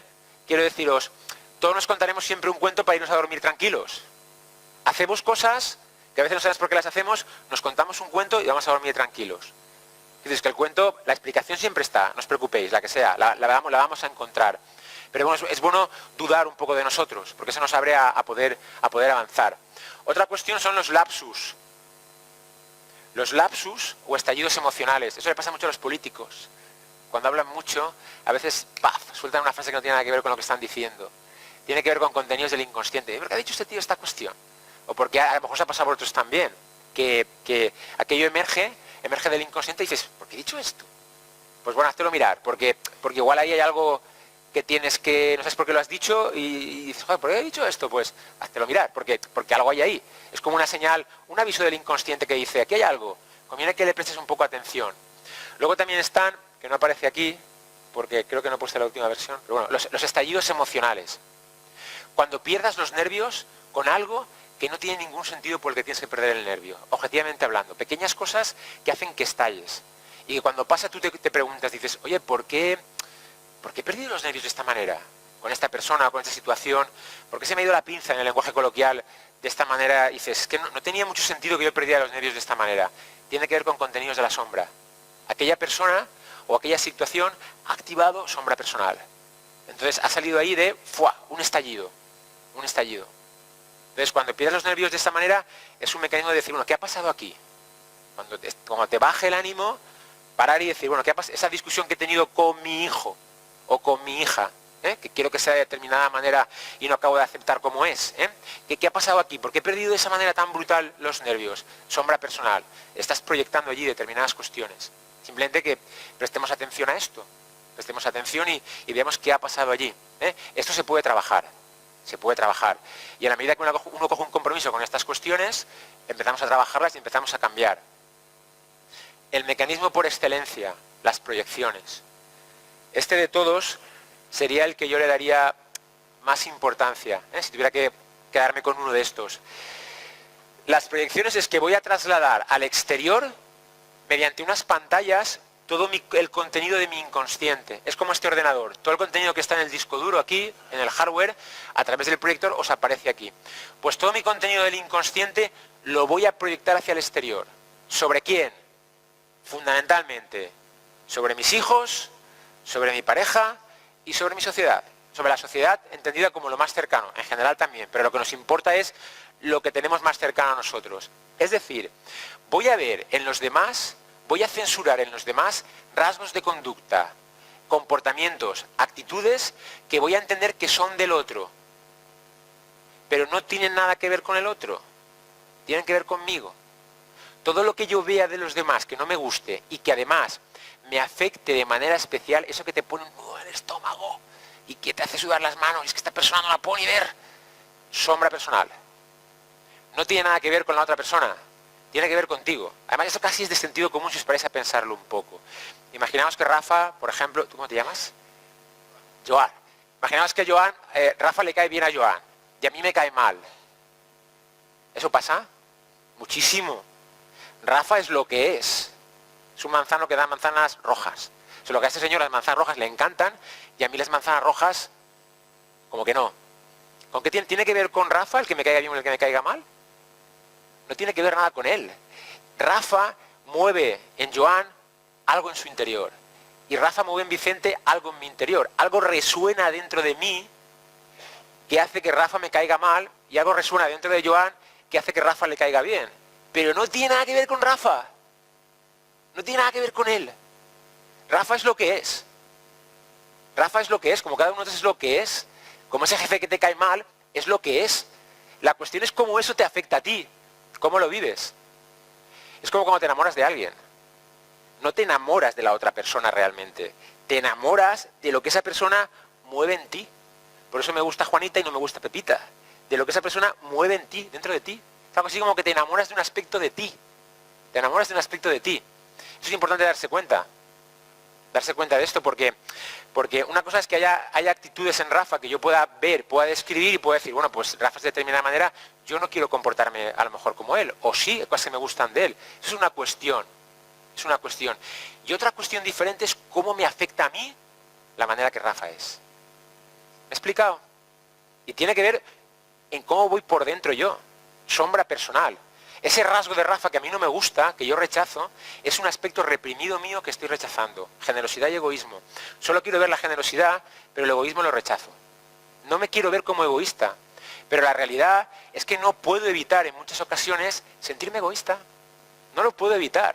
Pero como me lo he censurado, el problema no está en que me siento egoísta, el problema está en que me siento mal por sentirme egoísta. Y no voy a poder evitar sentirme egoísta. Y además me han dicho que sentirte egoísta es pecado.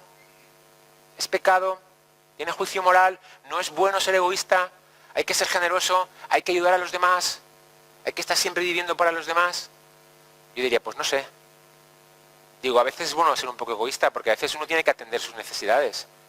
Uno tiene necesidades también, a uno le gusta que le hablen bien, que le consideren, que lo quieran, que lo acepten, que le den un espacio. No puedo estar siempre focalizado a lo de fuera, porque ¿qué hay de lo mío qué? ¿De lo mío qué? ¿De acuerdo?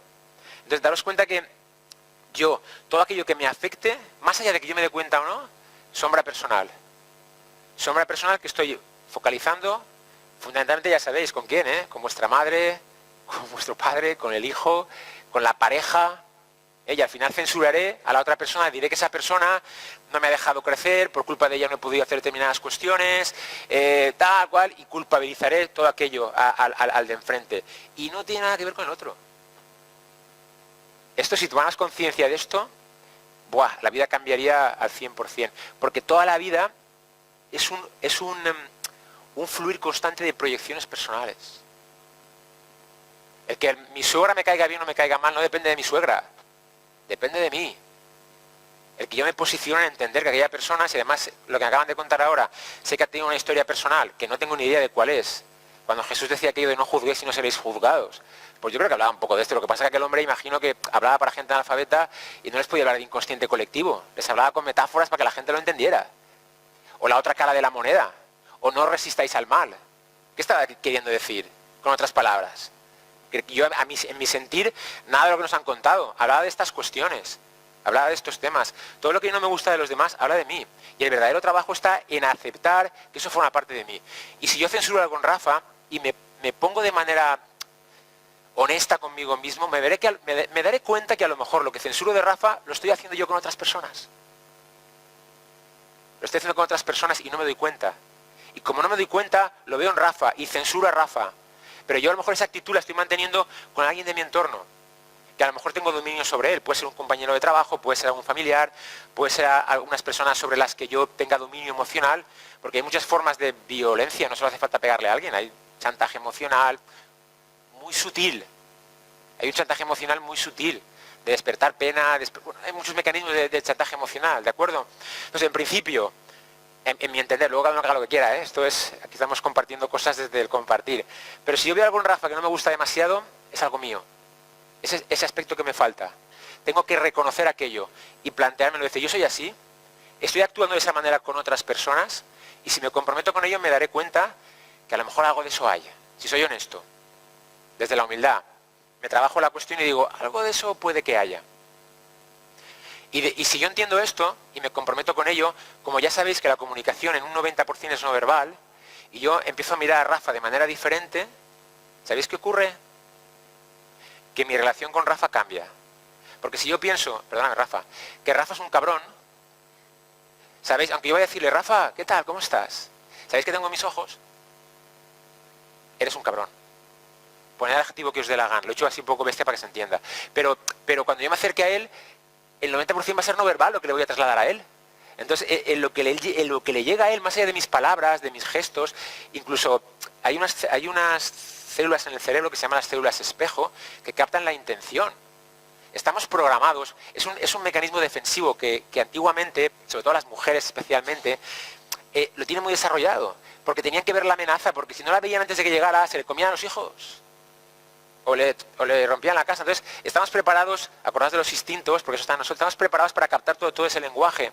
Entonces, si yo me acerco a Rafa así, ahora si yo me pongo y digo, bueno, eso que veo en Rafa, oye, a lo mejor es mío. Digo, voy a hacer un ejercicio para acercarme a Rafa de manera diferente. ¿Sabéis cómo mejora la relación con Rafa? De manera exponencial. Si yo me acerco a mi jefe pensando que es un cabrón, o un compañero de trabajo que, pues, no se puede cambiar. Siempre estamos esperando que el otro dé el paso, y eso no cambia. Os digo más, incluso, aunque Rafa se comporte con otras personas de manera diferente, conmigo se comportará de otra manera. Puede que esa persona sea una persona, no sé, con muy mala leche y que su mecanismo adaptativo sea, estoy de mala leche, y siempre me comporte de manera agria con los demás. Pero conmigo no se va a comportar así. Va a cambiar su manera de comportarse, pero no depende de él, depende de mí. Depende de mí. Perdón que insista, pero esto es muy importante, porque esto es lo que resuena dentro de mí. Tendemos siempre a culpabilizar al otro. Me cae mal. Nadie nos debería caer mal. Si alguien te cae mal, sombra personal. No pasa nada, porque eso está ahí como proceso para que tú lo vayas descubriendo. Si hay alguna actitud que te molesta de alguien, es un proceso de la vida en el que tú, lo que la vida quiere, acordaos, tendencia a la complejidad. Es que te hagas mejor, te hagas más compleja, no te quedes como estabas en las cavernas. Vayas creciendo en complejidad, te identifiques con otras cuestiones. Entonces, ¿cómo puedo saber lo que hay en el inconsciente? Porque acordaos que inconsciente quiere decir que no me entero que está ahí. No me entero, va más allá de mi control. ¿Cómo lo puedo ver? Con los demás. Luego el prójimo, ama a tu prójimo como a ti mismo, yo creo que tenía que ver algo con esto. De una actitud, esa actitud de entender al otro y acercarme al otro de manera diferente, de poder comprenderlo. No desde mi sacrificio personal. Esto se ha entendido un poco con un espíritu sacrificial. Tengo que ayudar al prójimo a costa de lo mío. Eso no tiene por qué ser así. Cuando uno entiende esta dinámica interna, puede ser bueno para él y bueno para mí también. De lo que es que vivamos bien. Yo creo que el cielo y el infierno no están, cuando te mueres, están aquí. Si uno se tira por un balcón porque tiene una depresión, está en el infierno. Está viviendo un estado, tiene un estado afectivo que próximo al infierno. Y también se puede estar en el paraíso aquí, porque se puede vivir de otra manera. Lo que pasa es que hemos de darnos cuenta de esta dinámica, porque si no nos damos cuenta, censuraremos a los demás, más sombra personal, en el inconsciente más carga de esta, y nuestro estado de tensión vital para abajo. Sufrimiento, sentimiento de culpa y todo lo que viene asociado ahí. No sé si he sido capaz de transmitir la importancia de esto, pero esto funciona así. Esto funciona así.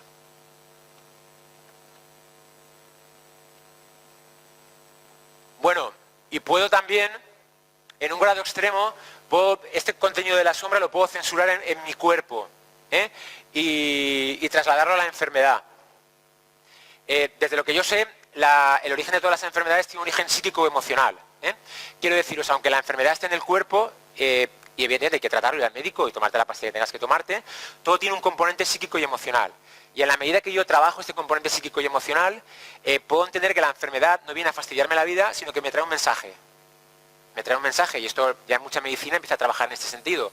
Cuando tengo algo en el cuerpo, me está hablando de que algo me esté pasando. Al principio serán pequeñas cositas, y luego esto puede ir a más. En la medida que yo vaya prestando atención a estas cuestiones, todo aquello se puede desactivar. Si no le presto atención, no existen desde este punto de vista, no existen las enfermedades, sino la enfermedad, que se puede manifestar desde un constipado hasta una enfermedad grave como puede ser un cáncer, dependiendo de lo que vaya por ahí. Dependiendo de lo que vaya por ahí, emergerá en mi vida determinadas cuestiones que yo voy a proyectar sobre mi cuerpo. Acordaos que el ser humano es un sistema abierto, complejo. Están las emociones, está el cuerpo, está la mente, está el sentido espiritual, todo funciona como un todo. No son cosas que vayan separadas. Mis emociones afectan a mi plano físico, mis pensamientos también afectan a cómo me siento, a cómo funciono. Bueno, es que si no se va a hacer tarde. Esto a mí me parece que es el mecanismo por excelencia, y cuando salgamos por esa puerta hoy, si de verdad nos interesa el tema, nos parece interesante, lo podemos empezar a practicar. ¿Con quién? Con lo que tengo a mi lado, con mi mujer, con mi hijo, con mi padre, con mi madre, con mi hermana y con mi jefe el lunes. Con ese jefe que me cae un poquito mal, que me hace la vida un poco imposible. Pues se puede cambiar eso, y os puedo decir que se puede, y además lo he experimentado a nivel personal, y mucha gente también. Bueno, vamos a hablar un poquito ahora, en 5 minutillos, de categorías de la sombra. Lo digo porque al final abrimos un espacio, si queréis, de preguntas, pues si queda alguna cosa clara que no la he explicado bien, pues abrimos. Mirad, Jung hablaba de que no existe solo la sombra personal. Este funcionamiento del inconsciente no solo funciona a nivel personal, sino funciona también a nivel colectivo. Y a nivel colectivo, lo más cercano que tenemos es a nivel familiar. Todas las familias, cada uno tiene su familia, hay determinados rasgos de conducta, esta dualidad que hemos hablado, determinados rasgos de conducta que en tu familia se valoran y otros que no se valoran. Si tú naces en una familia que trabaja mucho, tú vas a valorar el trabajo, el ser una persona responsable, el ser eficiente, darlo todo por el trabajo, va a ser una cuestión importante en esa familia. Si tu familia es una familia, por ejemplo, de artistas, van a aparecer otro tipo de cuestiones, ¿no? Pues a lo mejor una vida más vivida de otra manera, el trabajo no va a ser tan importante, otro tipo de cuestiones. Ya sabéis que a nivel familiar existe un inconsciente colectivo, No solo esto funciona a nivel personal, sino que también va a nivel individual. Y en la familia, acordaos que la vida lo que va a tender siempre es tendencia a la complejidad, a que se viva todo. ¿Qué quiero decir con eso? Que si, por ejemplo, en tu familia matáis por trabajar, os morís por trabajar, todo el clan familiar, es bastante probable que aparezca alguien de la familia que se juegue la mitad de la fortuna al póker. Es bastante probable que ocurra esto. Porque esa persona, a nivel inconsciente, está captando algo así como que en mi familia solo se preocupan de trabajar, de llegar a final de mes, de tal, y nadie se está preocupando del disfrute, del vivir la vida. Tradicionalmente a esta persona la llamamos la oveja negra. ¿No conocéis? Igual algunos se han sentido en ese papel. Bueno, porque se tranquilice. Porque la oveja negra, aunque la sociedad os diga que es lo censurado, yo os digo que es el mejor de la familia. Es el mejor, de verdad. Porque a nivel inconsciente ha captado, dice, esto funciona un poco así, aunque suena un poco a coña. Yo voy a coger lo que los demás no quieren hacer y voy a vivirlo. Me quedo con lo más difícil por vosotros, por amor. Me quedo lo complicado. Ya sé que a todos os gusta mucho trabajar, pues yo me lo voy a pasar bien. Porque alguien aquí tiene que pasárselo bien. Equilibrio. Si el resto de la familia, en vez de estar todo el día trabajando y pensando en eso, fuera un poco más, este personaje no tendría por qué vivir de esa manera. Porque acordaos, todo se capta a nivel inconsciente, va más allá de nuestro control. ¿Y qué ocurre con esta persona que está siendo la oveja negra de la familia? Pues que los demás le censuran y además él tiene un sentimiento de culpabilidad. ¡Buah! Se siente culpable porque es como que él siente que está haciendo algo mal. Pues no está haciendo nada mal, todo lo contrario. Ha cogido el tema más complicado. Lo que pasa es que desde fuera, y él se puede sentir mal por hacer aquello. Hay que llevarle ese mensaje. Y si alguno está ahí, pues nada, que lo está haciendo fenomenal, que no se preocupe. Que intente no jugarse toda la fortuna, que deje un poco para los demás, pero que les está diciendo algo a los demás también. Esto es importante, tomar conciencia de estas cosas. Bueno, pues ya sabéis que el equilibrio, la vida lo que va a pretender es tendencia a la complejidad, que lo vivas un poco todo, que no solo te posiciones en un extremo, sino que equilibres, que lo disfrutes todo, que todo se puede, no hace falta, hay un sentimiento de sacrificio que esto excluye lo otro, no van por ahí, que te reconozcas en todo un poco, que aprendas, si disfrutas demasiado, que aprendas a trabajar un poquito, y que si tú estás trabajando, pues que disfrutes un poco más, hombre, que la vida va a continuar igual. Luego está la figura del chivo expiatorio. Todos los contenidos de la sombra se proyectan también sobre alguna persona que llamamos el chivo expiatorio. Por poner un ejemplo fácil, los nazis en la Segunda Guerra Mundial, todo ese mal, todo lo que pasaba, todos los rasgos que la raza aria no eran acordes con los rubios, listos, de 1,80 m, guapos, con espaldas así, los judíos, y se exterminaron 6 millones de judíos. Pero tiene que ver un poco, fue el chivo expiatorio, y acababan haciendo lo que eran aquellos. Lo que censuraban en aquellas personas, acababan haciéndolo esto. Esto del chivo expiatorio tiene origen en una tradición judía, hace ya unos años, en que la comunidad, una vez al año, cogía un chivo y el cura de allí de la comunidad le imponía las manos y trasladaba todos los pecados de la comunidad, se los trasladaba al pobrecito animal. Y este animal lo sacrificaban dejándolo en el desierto. Era una manera que ellos tenían de poder expiar todas las culpas, ¿no? Y de ahí viene un poco el tema del chivo expiatorio. Y el tema del yo enajenado es, a nivel biológico, lo que os he comentado antes, toda esta personalidad inconsciente paralela que se va creando, que va a estar ahí, y que además, ¿qué ocurre con la sombra? En el cuento de Christian Andersen se explica bastante bien. Si yo no presto atención a todas estas cuestiones, no cojo un compromiso de empezar a identificarme con esos temas, a trabajarnos a nivel personal, la sombra va adquiriendo cada vez más fuerza. Más fuerza. En la película de Dr. Jekyll y Mr. Hyde se ve. En el cuento de Christian Andersen también se explica el mecanismo, lo del hombre lobo. Si yo no atiendo a todo esto, esto va adquiriendo cada vez más fuerza en mi vida. Ya sabéis que eso es de obligado cumplimiento. Luego puede ocurrir varias cosas. Una es que todo ese contenido que yo rechazo empiece a dominar a la personalidad consciente. Entonces empiezan a aparecer las conductas desordenadas. El jugarte a lo mejor toda la fortuna al póker, no hace falta que te la juegues toda. Determinadas patologías a nivel, no sé, lo que vemos en la sociedad a veces, temas de pederastia, de sexualidad, de determinados comportamientos un poco adictivos. Todas estas cuestiones tienen que ver con contenido de la sombra, que aquello no se le ha prestado atención y empieza a salir de manera desordenada. Entonces captura a la personalidad consciente. Y tú te ves haciendo cosas que no quieres hacer, que no puedes controlar, porque no les has prestado atención.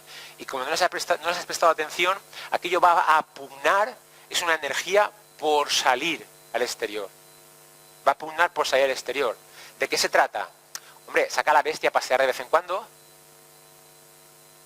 Sácala a pasear un poco. No te preocupes, si alguna vez pierdes el control, vives algún aspecto que no te gusta tanto, míralo con más tranquilidad, con más compasión. La compasión no solo hacia los demás, sino hacia uno mismo, perdónate. Date cuenta que a veces es bueno, pues si un día tienes pereza, vive la pereza ese día. ¿Qué problema hay con la pereza? Lo que pasa es que nos han enseñado que ser perezoso, uy, si no hago algo, ya no sé qué hacer. Entonces el día que me quedo en el sofá, porque ese día no me apetece hacer nada, el problema no es ya que me quedo en el sofá, sino que me siento mal por quedarme. Ya sabemos que toda emoción, el sentido de la emoción es que salga, que se exprese. Si yo me quedo en el sofá tranquilito, me quedo tranquilo con la pereza y dices, voy a ser perezoso, no pasa nada, pues aquello se va con tranquilidad y el día siguiente va a estar más activo. A lo mejor puedes pensar, decir, no, es que si me concedo este pequeño espacio, mañana voy a hacer, es justo lo contrario. O cuando, por ejemplo, tengo emociones como la tristeza, ¿no? Cuando a lo mejor una pérdida familiar o he perdido algo en mi vida que es importante, existe una cosa que se llama duelo. Tengo que concederme un espacio para la tristeza. Lo que me permite es decir, joder, aquello era valioso, aquella relación, aquella persona, aquello me era importante para mí. En la medida que yo me lo concedo y doy un espacio, aquello se vive con normalidad y ya está. El problema es que me siento mal por ser así. Me siento mal por estar triste, tengo un conflicto con determinadas emociones. Y todas las emociones son sanas. Yo no puedo estar luego muy alegre si a veces no estoy un poco más triste. Es un equilibrio. Y a veces la tristeza lo que hace es pide su espacio. Si tú se lo concedes, ¿qué ocurre con esta parte de la sombra? Si yo los contenidos de la sombra, ¿quiere decir que si yo doy espacio a los contenidos de la sombra tengo que ser malo, tengo que ser egoísta, tengo que ser... No. No va por ahí los tiros. Se trata simplemente de que hagas un gesto de bondad, un gesto de misericordia ante esos rasgos de conducta. De que tú te des cuenta que el egoísmo es necesario, que hagas una mirada bondadosa de aquello, no censurable. No vas a ser más egoísta en tu vida, ¿eh? No va por ahí. Simplemente que tú lo mires y si de vez en cuando lo sacas a pasear, tranquilo o tranquila, que ahora se habla así los políticos, ¿no? Míralo con tranquilidad, míralo y dale un espacio. Y aquello que aparecía todas las veces en tu vida, a lo mejor todas las semanas, te va a aparecer 3 veces al año. Y tú, a nivel psíquico y emocional, que es de lo que se trata con estas cuestiones, vas a estar mejor, más tranquilo. Y cuando salga a pasear aquello que no te gusta tanto, ya sabes que es la bestia que sale a pasear 3 días al año. Y lo vas a ver como normal. Y si algún día pierdes los nervios con alguien, pues entra dentro del juego. Lo que pasa es que antes lo perdías cada semana, ahora te va a pasar muy puntualmente, porque ya has entendido de qué va eso. Ya has reconocido que aquello es tuyo, no es del otro. Mientras piense que es del otro, estoy jodido, no puedo hacer nada. Yo creo que esto es lo bueno de estas cuestiones, que yo puedo hacer algo respecto a eso. Porque si es una cosa que es mía, yo la puedo gestionar. Ahora si depende del otro, seré como un barco que depende cómo sople el aire, iré a norte o iré a sur. Entonces, pues vaya, pues... Bueno, es que ya son casi las 8. Bueno, ¿cómo identificarla? Ya hemos hablado un poquito de todas estas cuestiones, las he resumido un poco aquí. Analiza tu malestar ante otras personas. ¿Quiénes son las personas que especialmente te hacen perder los nervios? No quiere decir que determinadas conductas que yo vea que no son convenientes para mí, que no me afectan demasiado, eso lo puedo tener más o menos integrado. Sobre todo aquellas personas con las que, es que pierdo especialmente el control. Los estallidos emocionales, o lo censuro constantemente, hablo mal de él, todo eso, ya sabéis que si alguien nos cae mal, no tiene nada que ver con el otro. Cero. Tiene que ver con vosotros, con cómo resonáis internamente. El código de valores. Estoy posicionando determinadas ideas y rechazo de manera frontal otro tipo de historias. Sombra personal. En el equilibrio, todos tenemos un punto de verdad en las cosas. Puedo pedir opinión a los demás y me fío de aquella gente que me quiera bien, pues puedo decirle, oye, tengo una cosa, preguntársela, ¿no? Os daréis cuenta que probablemente lo que piensas tú de ti y lo que piensan los demás, a veces hay una diferencia importante, porque uno siempre tiende a ser un poco subjetivo respecto a lo que uno es. Desconfiad de la opinión de vosotros, pedid opinión. Esto en trabajos así, pues cuando yo pido opinión a 4 personas, puedo identificar algún rasgo de conducta que los 4 ven de mí y que yo no veo de mí. Aquello de la paja en el ojo ajeno, y la viga en el propio no la vemos. Esto, ser objetivo con uno mismo es complicado a veces.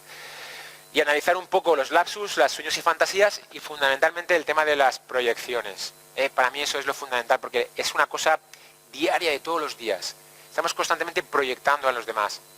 No solo estoy proyectando, sino que en la medida que yo proyecto sobre otra persona, aquella persona va a responder a mi expectativa. Es algo así como que esa persona se comporta de esa manera porque yo tengo esa expectativa de que la persona se comporte así. Esto en psicología en las escuelas está demostrado, el efecto Pigmalión.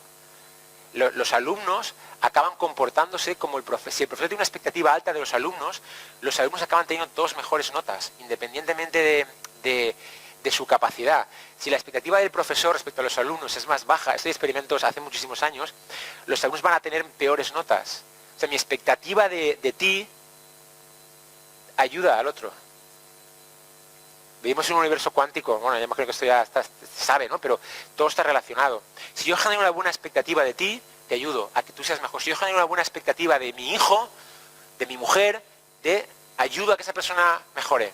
A que no se tenga que comportar por el mecanismo de proyección. O sea, que el mecanismo de la proyección lo puedo hacer por mí, y si me importa a otra persona, también por el otro. con lo que adquiere una dimensión, lo del prójimo. ¿Vale? Bueno, en definitiva yo he resumido aquí, la sombra es una parte nuestra no reconocida y que sin la cual nos sentimos incompletos. El viaje está en ir cogiendo cosas de la sombra, las ovejas perdidas, e ir reconociéndolas como parte nuestra. ¿Cómo? Ya lo sabemos, en nuestro día a día. No nos tenemos que ir a Tailandia ni a la India, no hace falta, ni a subir al pico a meditar, que también, si queremos, no hay ningún problema. Pero el verdadero trabajo está en tu día a día con la gente que tienes a tu lado. Ahí está todo el tema. El universo, la creación, va a tender a la complejidad, a descubrir todo aquello. Se trata de ser completos, no de ser perfectos ni de ser santos. El querer ser perfecto y el querer ser santo, y con eso que nadie malinterprete mis palabras, pero es el camino a tener estados aflictivos, depresivos, a tener cuestiones. Se trata de que te reconozcas un poco con todo eso. Y cuando te reconoces en todas las cuestiones, tú luego puedes dar vida a la mejor versión de ti. Reconocerte en las cosas no quiere decir expresar lo que no quieras. Significa simplemente hacer una mirada bondadosa de esto. Y tú luego vives lo que quieras, la mejor versión de ti. Pero es algo así como que tú, este edificio, reconoces que la cimentación es importante. Cada vez que yo manifiesto una cosa magnífica de mí, lo contrario está aquí. Esto lo que pide simplemente es que lo reconozcas. Ya está. Que hagas esa visión un poco de las dos cuestiones. No censures más con categoría moral todo este tema. En definitiva, hay un orden inteligente, en la vida, en la evolución, os decía antes la teoría del orden implicado de David Bohm. Este hombre decía, este ya murió, es un premio Nobel de física, es una persona de física, él decía que en todo lo que es el vivir, en la creación, todo respondía a un plan, que había un orden, nada era aleatorio, que las cosas nos pasan por algo, que hay un sentido en las cosas, solo que hay que intentar encontrarlo, que a veces no lo vemos o no somos capaces de descifrarlo, pero hay que mantenerse en esa actitud, la actitud de ver, de intentar entender que todo pasa por algo, y si además educamos la mirada a ver lo bueno de las cosas, porque ya sabéis que lo que viene de oficio es ver lo negativo, pero eso se puede educar, empezar a ver que todo tiene un mensaje positivo, que lo que la vida pretende cuando aparecen situaciones de este tipo es que ganemos en complejidad, que seamos mejores, que nos descubramos, no viene a jodernos la vida, es una putada, pues no. Desde mi sentir no es ese, es que tú te hagas mejor y hay que aprender a ver lo positivo, aunque a veces cueste un poco. Tened en cuenta que a veces cuando uno vive las experiencias y está muy metido en el meollo, cuesta de ver las cosas. Cuando uno ve las cosas, cuando a veces ha pasado un poco de tiempo, que se desapega un poco emocionalmente y puede entender por qué pasó aquello o aquello, no sé, hay situaciones en las que uno a lo mejor vive una enfermedad, si a alguien le ha pasado, no cambia el esquema de valores, así hace así, paf, paf. De repente todo lo importante, de repente pasa a ser... El orden de prioridades cambia absolutamente. O ante un hecho así, dice, joder, como antes yo podía estar pendiente de estas cosas y estaba ciego. Pues a veces lo que se pretende un poco es esta cuestión. Se trata de integrar la sombra. Antes hemos hablado de supervivencia, convivencia y me he dejado la tercera parte que era integración. En la evolución lo que se pretende ahora es que integremos todo este contenido de la sombra, todo este contenido negativo. Negativo entre comillas, que hemos hablado de negativo. Se trata de integrar todos estos contenidos. Acordaros que la evolución, como os he dicho al principio, lo que hace es generar capas una encima de otra. Integrar no quiere decir rechazar lo instintivo. Lo instintivo sigue ahí. Y si a veces nos comportamos como animales, pues es porque somos animales a cierto nivel. Tenemos capacidad de hacer otras cuestiones, pero a veces cuando salen ciertos instintos nos podemos sentir mal con ellos, porque hay una censura muy importante por la cultura que vivimos a todo lo corporal. Y acordaros que los mecanismos son inconscientes. Entonces yo voy a censurar muchas veces muchas cosas de mi cuerpo.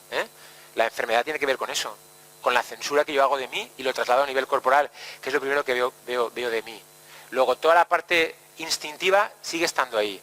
Ahora le hemos añadido durante miles de años la parte de la convivencia, y ahora de lo que se trata es, fuimos en un principio bosque, ahora hemos sido árboles, ahora es que descubramos que somos árboles y bosque. Las dos cuestiones. Se trata un poco de eso. Yo creo que el reto en este instante está ahí, en integrar todas esas cuestiones. Lo que os he puesto de no ser santos, sino completos. En definitiva, cuando yo hago ese ejercicio y empiezo a integrar todas esas cuestiones que he juzgado como negativas, ¿sabéis qué ocurre? ¿Sabéis qué ocurre? Que con el inconsciente es como si le quitara un tapón. Y empiezan a emerger desde ahí todas las cosas buenas, todos los talentos, todo el potencial creador, todo el potencial de desarrollo que hasta ahora no he dado vida porque no me he creído merecedor de esta cuestión. Por eso Jung hablaba de que todo ser humano, el viaje estaba hacia la sombra, hacia integrar todo eso, hacia una mirada de todo aquello y trascenderlo, como parte tuya, ¿vale? En definitiva, a mi modo de ver, no solo trata de aceptar la sombra, sino que es una acción maternal de protección y cuidado, un acto de amor que uno hace hacia sí mismo, hacia todos los aspectos, hacia los demás también, pero fundamentalmente para poder compartir con los demás desde este nivel, el primer gesto me lo tengo que hacer hacia mí, porque si yo hacia mí no me hago este gesto de aceptarme en todo aquello que he juzgado como negativo y malo, era parte del desarrollo, porque el hecho de que yo haya tomado determinadas estrategias adaptativas como el callarme o a veces ser revoltoso, ha sido mi mecanismo ha sido un mecanismo de supervivencia, para poder vivir. Acordaos que todo lo que queremos en principio es poder vivir y adaptarnos al entorno y ser aceptados. Entonces todo lo que hemos desarrollado, más allá de lo que haya pasado, cómo lo hayamos construido, ha sido un mecanismo que hemos entendido como de supervivencia para poder funcionar. O sea que si nosotros decidimos que aquello ha estado bien, se acabó. No hay por qué seguir con ese rollo. Ha sido una cosa que yo he aceptado para poder llegar a donde he llegado en este instante. Entonces, ha formado parte, como un aspecto. Ahora simplemente puedo manifestar otra cuestión, entendiendo este juego entre la dualidad. Bueno, hasta aquí era un poco lo que yo os quería contar. No sé si más o menos el tiempo estamos bien, ¿no? Queda todavía 10 minutos. Si a alguien le interesa alguna cosa más, hay varios libros, yo he traído aquí 4. Uno es El encuentro con la sombra, que son diferentes autores. Es un libro que está escrito en forma de artículos. Cada capítulo es un autor que habla de la sombra. Cada uno da un punto de vista diferente. No es un libro que sea así largo, que cueste... Lo puedes leer por etapas y como te apetezca. Otro libro, este es un poco más denso, a quien le apetezca, se llama La Gran Madre. Este señor, Erich Neumann, lo que habla un poquito es de todo lo que os he comentado, de la evolución, de las etapas que hay. Porque no sé si sabéis que en un principio las sociedades eran fundamentalmente de origen matriarcal. En principio fue lo femenino. Lo que pasa es que ahora llevamos unos 2000 años con unas sociedades fundamentalmente masculinas y prevalecen un tipo de conductas masculinas. Pero esto, en los 5 millones de años, lo masculino solo ha prevalecido en los últimos 2000. Siempre ha sido sociedades matriarcales. Lo que movía la vida se movía todo desde un instinto matriarcal, porque se relacionaba un poco la mujer con la maternidad, con la fecundidad, con la vida, y este señor habla de estas cuestiones interesantes. Hay otro señor que se llama Ervin Laszlo, que es un catedrático de la Universidad de París, creo que es, que él habla un poco de las dos cuestiones de ciencia y conciencia, un poco integra estos dos temas, y tiene un libro que se llama El Universo, tiene varios, este es uno que se llama El Universo Informado, que habla de que en el universo los científicos empiezan a ver que existe un campo de información. Lo que tradicionalmente se conocía como los registros acásicos, el acasia que salía en las tradiciones budistas, hinduistas, pues la ciencia empieza a plantearse que existe como un campo, más allá de que lo veamos o no, es igual que lo del móvil, hay un campo de información donde todas las experiencias que los seres humanos vivimos se graban ahí. Eso enlaza un poco con la idea de Jung del inconsciente colectivo. Vivimos en un universo cuántico. Eso en el budismo también se dice. El budismo dice que si tú siembras dolor en el mundo, alguien lo va a recoger. Luego mis pensamientos y mis emociones no son solo mías, sino que ya algunos científicos dicen que van a un campo de conciencia que afecta a toda la humanidad. Lo que pasa es que nadie tiene conciencia que la guerra de Siria o el hambre de África tiene que ver con él. Pues algo tiene que ver con nosotros. Tenemos una responsabilidad en la manera que sentimos, nos comportamos, en la manera, ¿cómo se podría erradicar la violencia del mundo? No luchando contra ella. Porque todo lo que sea luchar, contra lo que se lucha, se resiste. Cambiando la mirada de estas cuestiones. La violencia es un mecanismo adaptativo. No es que esté a favor de la violencia, pero hay que entender el por qué se producen determinadas cuestiones. Hay determinadas personas que entienden que la violencia es un mecanismo adaptativo. ¿De acuerdo? Y luego el último libro ya es el señor Michael Gazzaniga, que es un neurocientífico americano, de lo mejorcito que existe, que este libro lo que habla un poco es de... Han estudiado el cerebro con los aparatos que tienen, con los escáneres de alta resolución estos y tal, en la que ellos se han dado cuenta que el cerebro, él viene a concluir que el 90-95% del comportamiento humano es totalmente inconsciente. Tenemos una ficción de que tomamos decisiones, de que hay uno que toma decisiones, pero esto desde un punto de vista científico ya no sería así. Él habla de que en el cerebro hay como muchos módulos decidiendo, que además todos interactúan y que se da una respuesta a veces totalmente inconsciente, solo que la persona tiene la percepción de que es consciente. Esto apoya un poco todo lo que hemos hablado, podéis leerlo, hay más libros de esta cuestión, pero ya un poco todo el tema de la neurociencia va por estos caminos. Y bueno, ya está. Gracias por vuestra atención y espero que os haya gustado.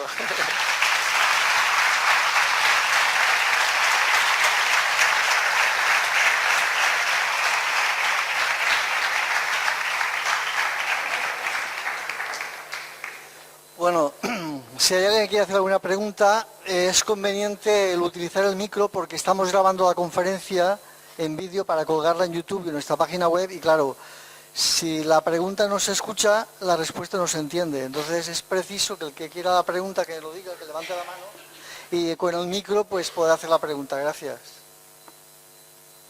¿Alguien tiene alguna duda que no le deje dormir esta noche? ¿Nadie? Eso es que he explicado muy bien, ¿eh? Me lo llevo como un halago, ¿eh? No me lo llevo como una... No os preocupéis. Hola. ¿Qué tal? Lo primero, gracias por este momento para reflexionar de las cosas que nos pasan. Y una curiosidad, cuando a una persona le cae mal a mucha gente, claro. Nada, esa persona está personalizando ese rasgo de conducta para toda esa gente. Es una proyección. O sea, no somos uno, somos mucha gente. Y todos tenemos mecanismos similares. Luego hay personas que se encargan de personalizar ese rasgo de conducta. Y puede que le caiga mal no a uno, a 200. Da igual. La culpa... La culpa no. La culpa no, vamos. El no sentimiento lo tienen 200. Claro, es que mucha gente... Ten en cuenta que vivimos en una sociedad en la que hay una serie de valores que todos, en general, decidimos que son buenos. Y otros decidimos que son malos. Y esto es algo social. Entonces, si a los 200 os caigo yo mal, habla de vuestras proyecciones, no habla de mí. Exacto, sería algo así. Pero habla de cómo va el resto de la gente. Y la verdad que funciona un poco así, sí. Muy bien, Es así. ¿Nada más? Por ahí.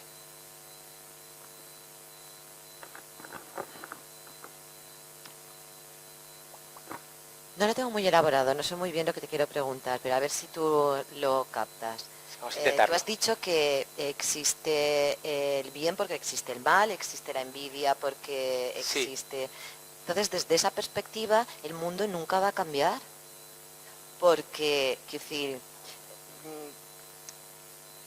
porque tienen que existir buenos y malos. Entonces, nunca va a cambiar esto, quiero decir, siempre va a haber guerra, siempre va a haber esa parte del mundo que tenga ese color, porque... ¿Tú me has entendido? Perfectamente. Sí, te Me entiendo. alegro. Perdona. Mira, yo todo no lo sé, ¿eh? Te digo lo que yo creo y lo que yo siento. Primero, no se trata de cambiar el mundo. Se trata de que cambies tú. O sea, nosotros siempre intentamos cambiar el mundo, pero a mi modo de ver no se trata de eso. Se trata de que tú cambies la mirada del mundo. De que si el mundo es porque es así, es porque algo no estamos haciendo del todo correctamente. Si tú ya sabes que yo estoy haciendo, la mayoría de la gente está censurando a nivel inconsciente muchas actitudes negativas, ya sabes que eso te lo vas a encontrar en tu vida. Luego el censurar todo aquello que entendemos como mal va a aparecer como experiencia. Da igual que la violencia la llevas tú o la llevan en Siria. ¿Me explico? Hemos luchado contra ese tipo de cuestiones, contra la violencia, contra el mal, contra que vemos como mal. Y hay conductas que son desordenadas, ¿de acuerdo? No estoy diciendo que eso no sea desordenado. Pero en la medida que yo cambio la mirada de esas cuestiones, me doy cuenta de la dinámica, cómo funciona, y empiezo a reconocerlas, aquello se calma. Si tú te calmas, si tú empiezas a integrar esas cuestiones, si todos los que estamos aquí hiciéramos ese ejercicio, el mundo cambia solo. Pero es que ahí es donde creo que... Porque yo eso ya lo doy por entendido, que es mi mirada. O sea, ¿dónde Sí. tengo que poner yo la mirada? Sí. Pero lo que me ha resonado un poco es que la ponga donde la ponga, Sí, quiero decir, porque yo la pongo ahí. sí, Y sé que hay mucha gente que está ampliando su conciencia y sé Sí. que estamos en este movimiento, pero es que tiene que existir el otro. Si este existe, ¿me entiendes? sí, pero el otro está manifestado de manera desordenada en este instante porque está censurado. Tú mantente en esa posición.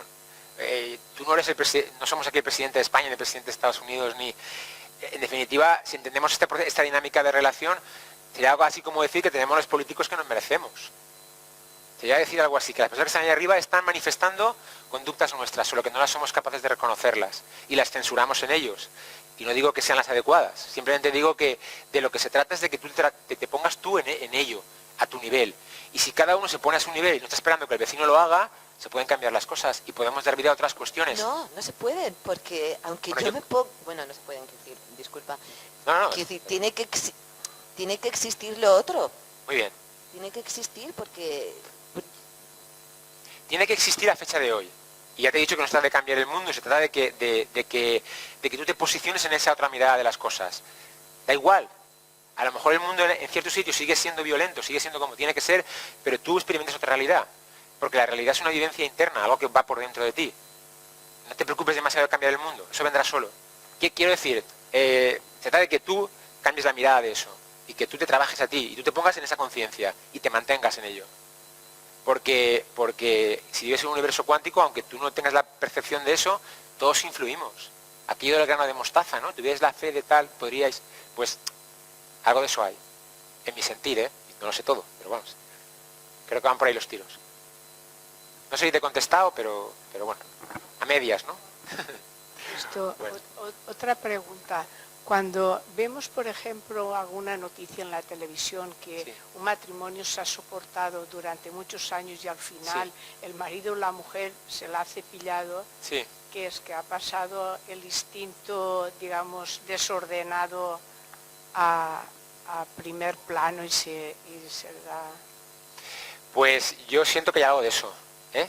Cuando tú has estado durante mucho tiempo, y no estoy diciendo que esa conducta sea buena, pero hay que entender la dinámica que se produce ahí. Cuando tú has estado durante mucho tiempo reprimiendo determinadas conductas, no has dicho lo que tenías que decir, no te has valorado, no te has mantenido, te gustaría haber hecho otras cosas y no las has hecho por lo que fuera. No estoy juzgando la actitud. Todo ese contenido durante muchísimo tiempo hay un sitio que se llama inconsciente y ha ido generando como una olla a presión. Yo no he dado salida a determinadas emociones a distintos aspectos míos porque los entendía no convenientes o censurados. Y la olla a presión estalla un día. ¿Cómo? No lo sé, pero sé que estalla. Y estalla en conducta desordenada. Eso también tiene influencia, digamos, el entorno que tienes o lo que te influye, porque Claro. la cultura que tenemos ahora no sería la misma que hace 20 años. Las cosas que hoy en día a lo mejor se criminalizan antes no eran así, o las que son buenas antes no eran tan buenas, y entonces la gente a medida que va creciendo se supone que esa sombra va cambiando en nosotros mismos. Ya no somos tan buenos ni somos tan malos, ya no somos tan egoístas, somos menos egoístas. Somos todo. O sea, evidentemente todo eso va evolucionando, diferente en la cultura y en la sociedad en la que estés. Hay determinadas cosas que se valoran como buenas, lo que aquí es bueno, en otra cultura puede ser malo, y viceversa. O puede haber grados, nada es blanco ni negro, ahí hay un gris. Todo eso va evolucionando. Tú vives en determinada cultura y eso te va influenciando. Tú también influencias. Los estados emocionales, cuando tú, por ejemplo, estás en un estado emocional fuerte, eso se contagia. A nivel emocional tú contagias a los demás también. Cuando tú estás débil, eres más receptiva que te puedan entrar determinadas energías. Entonces, claro que te estamos todos influenciándonos y dependiendo de la sociedad en la que te muevas, pues son unas cosas o son otras. Pero lo de la tendencia a la complejidad que os comentaba antes es que lo que se tiende a que tú te vayas a reconocer en todo. Que no quiere decir que tengas que vivirlo todo. Quiere decir que te reconozcas un poco en todas esas cuestiones, que des vida a ellas.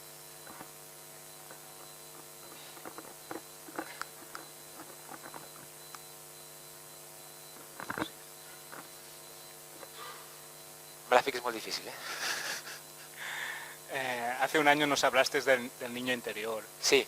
Y tiene mucha similitud con esto. Sí. ¿Estamos hablando de lo mismo o son cosas diferentes? Estamos hablando, el niño interior está dentro de la sombra, está todo ahí. Hay cosas de la sombra que salen de lo que sería el niño interior, pero el niño interior está metido también en ese contenido de la sombra.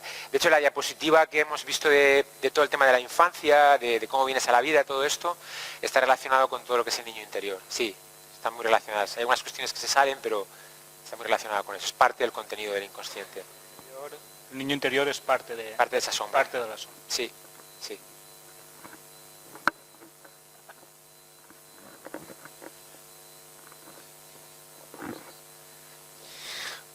Hola, buenas tardes. ¿Qué tal? Lo del el chivo expiatorio no lo acabo de comprender muy bien. Lo del chivo expiatorio. Sí.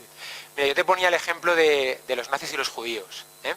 El chivo expiatorio es que hay un mecanismo interno en que todo aquello que yo censuro de mí, que no quiero ver de mí, en este caso, los nazis, por exponer el ejemplo, lo que no quería, ellos se entendían como guapos, altos, fuertes, con determinados rasgos de conducta, con determinados valores que estaban totalmente en contra de lo que podía representar la sociedad judía o la que fuera. Entonces, todos esos rasgos negativos, ellos los proyectan en un grupo. los proyectan en unas personas. Y llevado a la conducta desordenada al extremo, lo que se interpreta es que eliminando a esas personas, elimino esos rasgos. Cuando no reconoces que eso también está en ti. De hecho, cuando yo tomo esa actitud, estoy en cierta manera haciendo esas actitudes que yo no veo como mías. Pero digamos que las he proyectado sobre esa persona o sobre ese grupo y además los quiero matar porque simbolizan el mal y eso no lo veo como mío. Pero no puedo evitar después también hacer el mal en muchas cuestiones. Bueno, esto existe en todas las culturas, existe un poco esta dinámica. Puede ser, han rebotado y hacen, pues sí, alguna cosa de eso hay por ahí. Pudiera ser. Pero bueno. ¿Ya? Nada, perfecto. Gracias y hasta la próxima.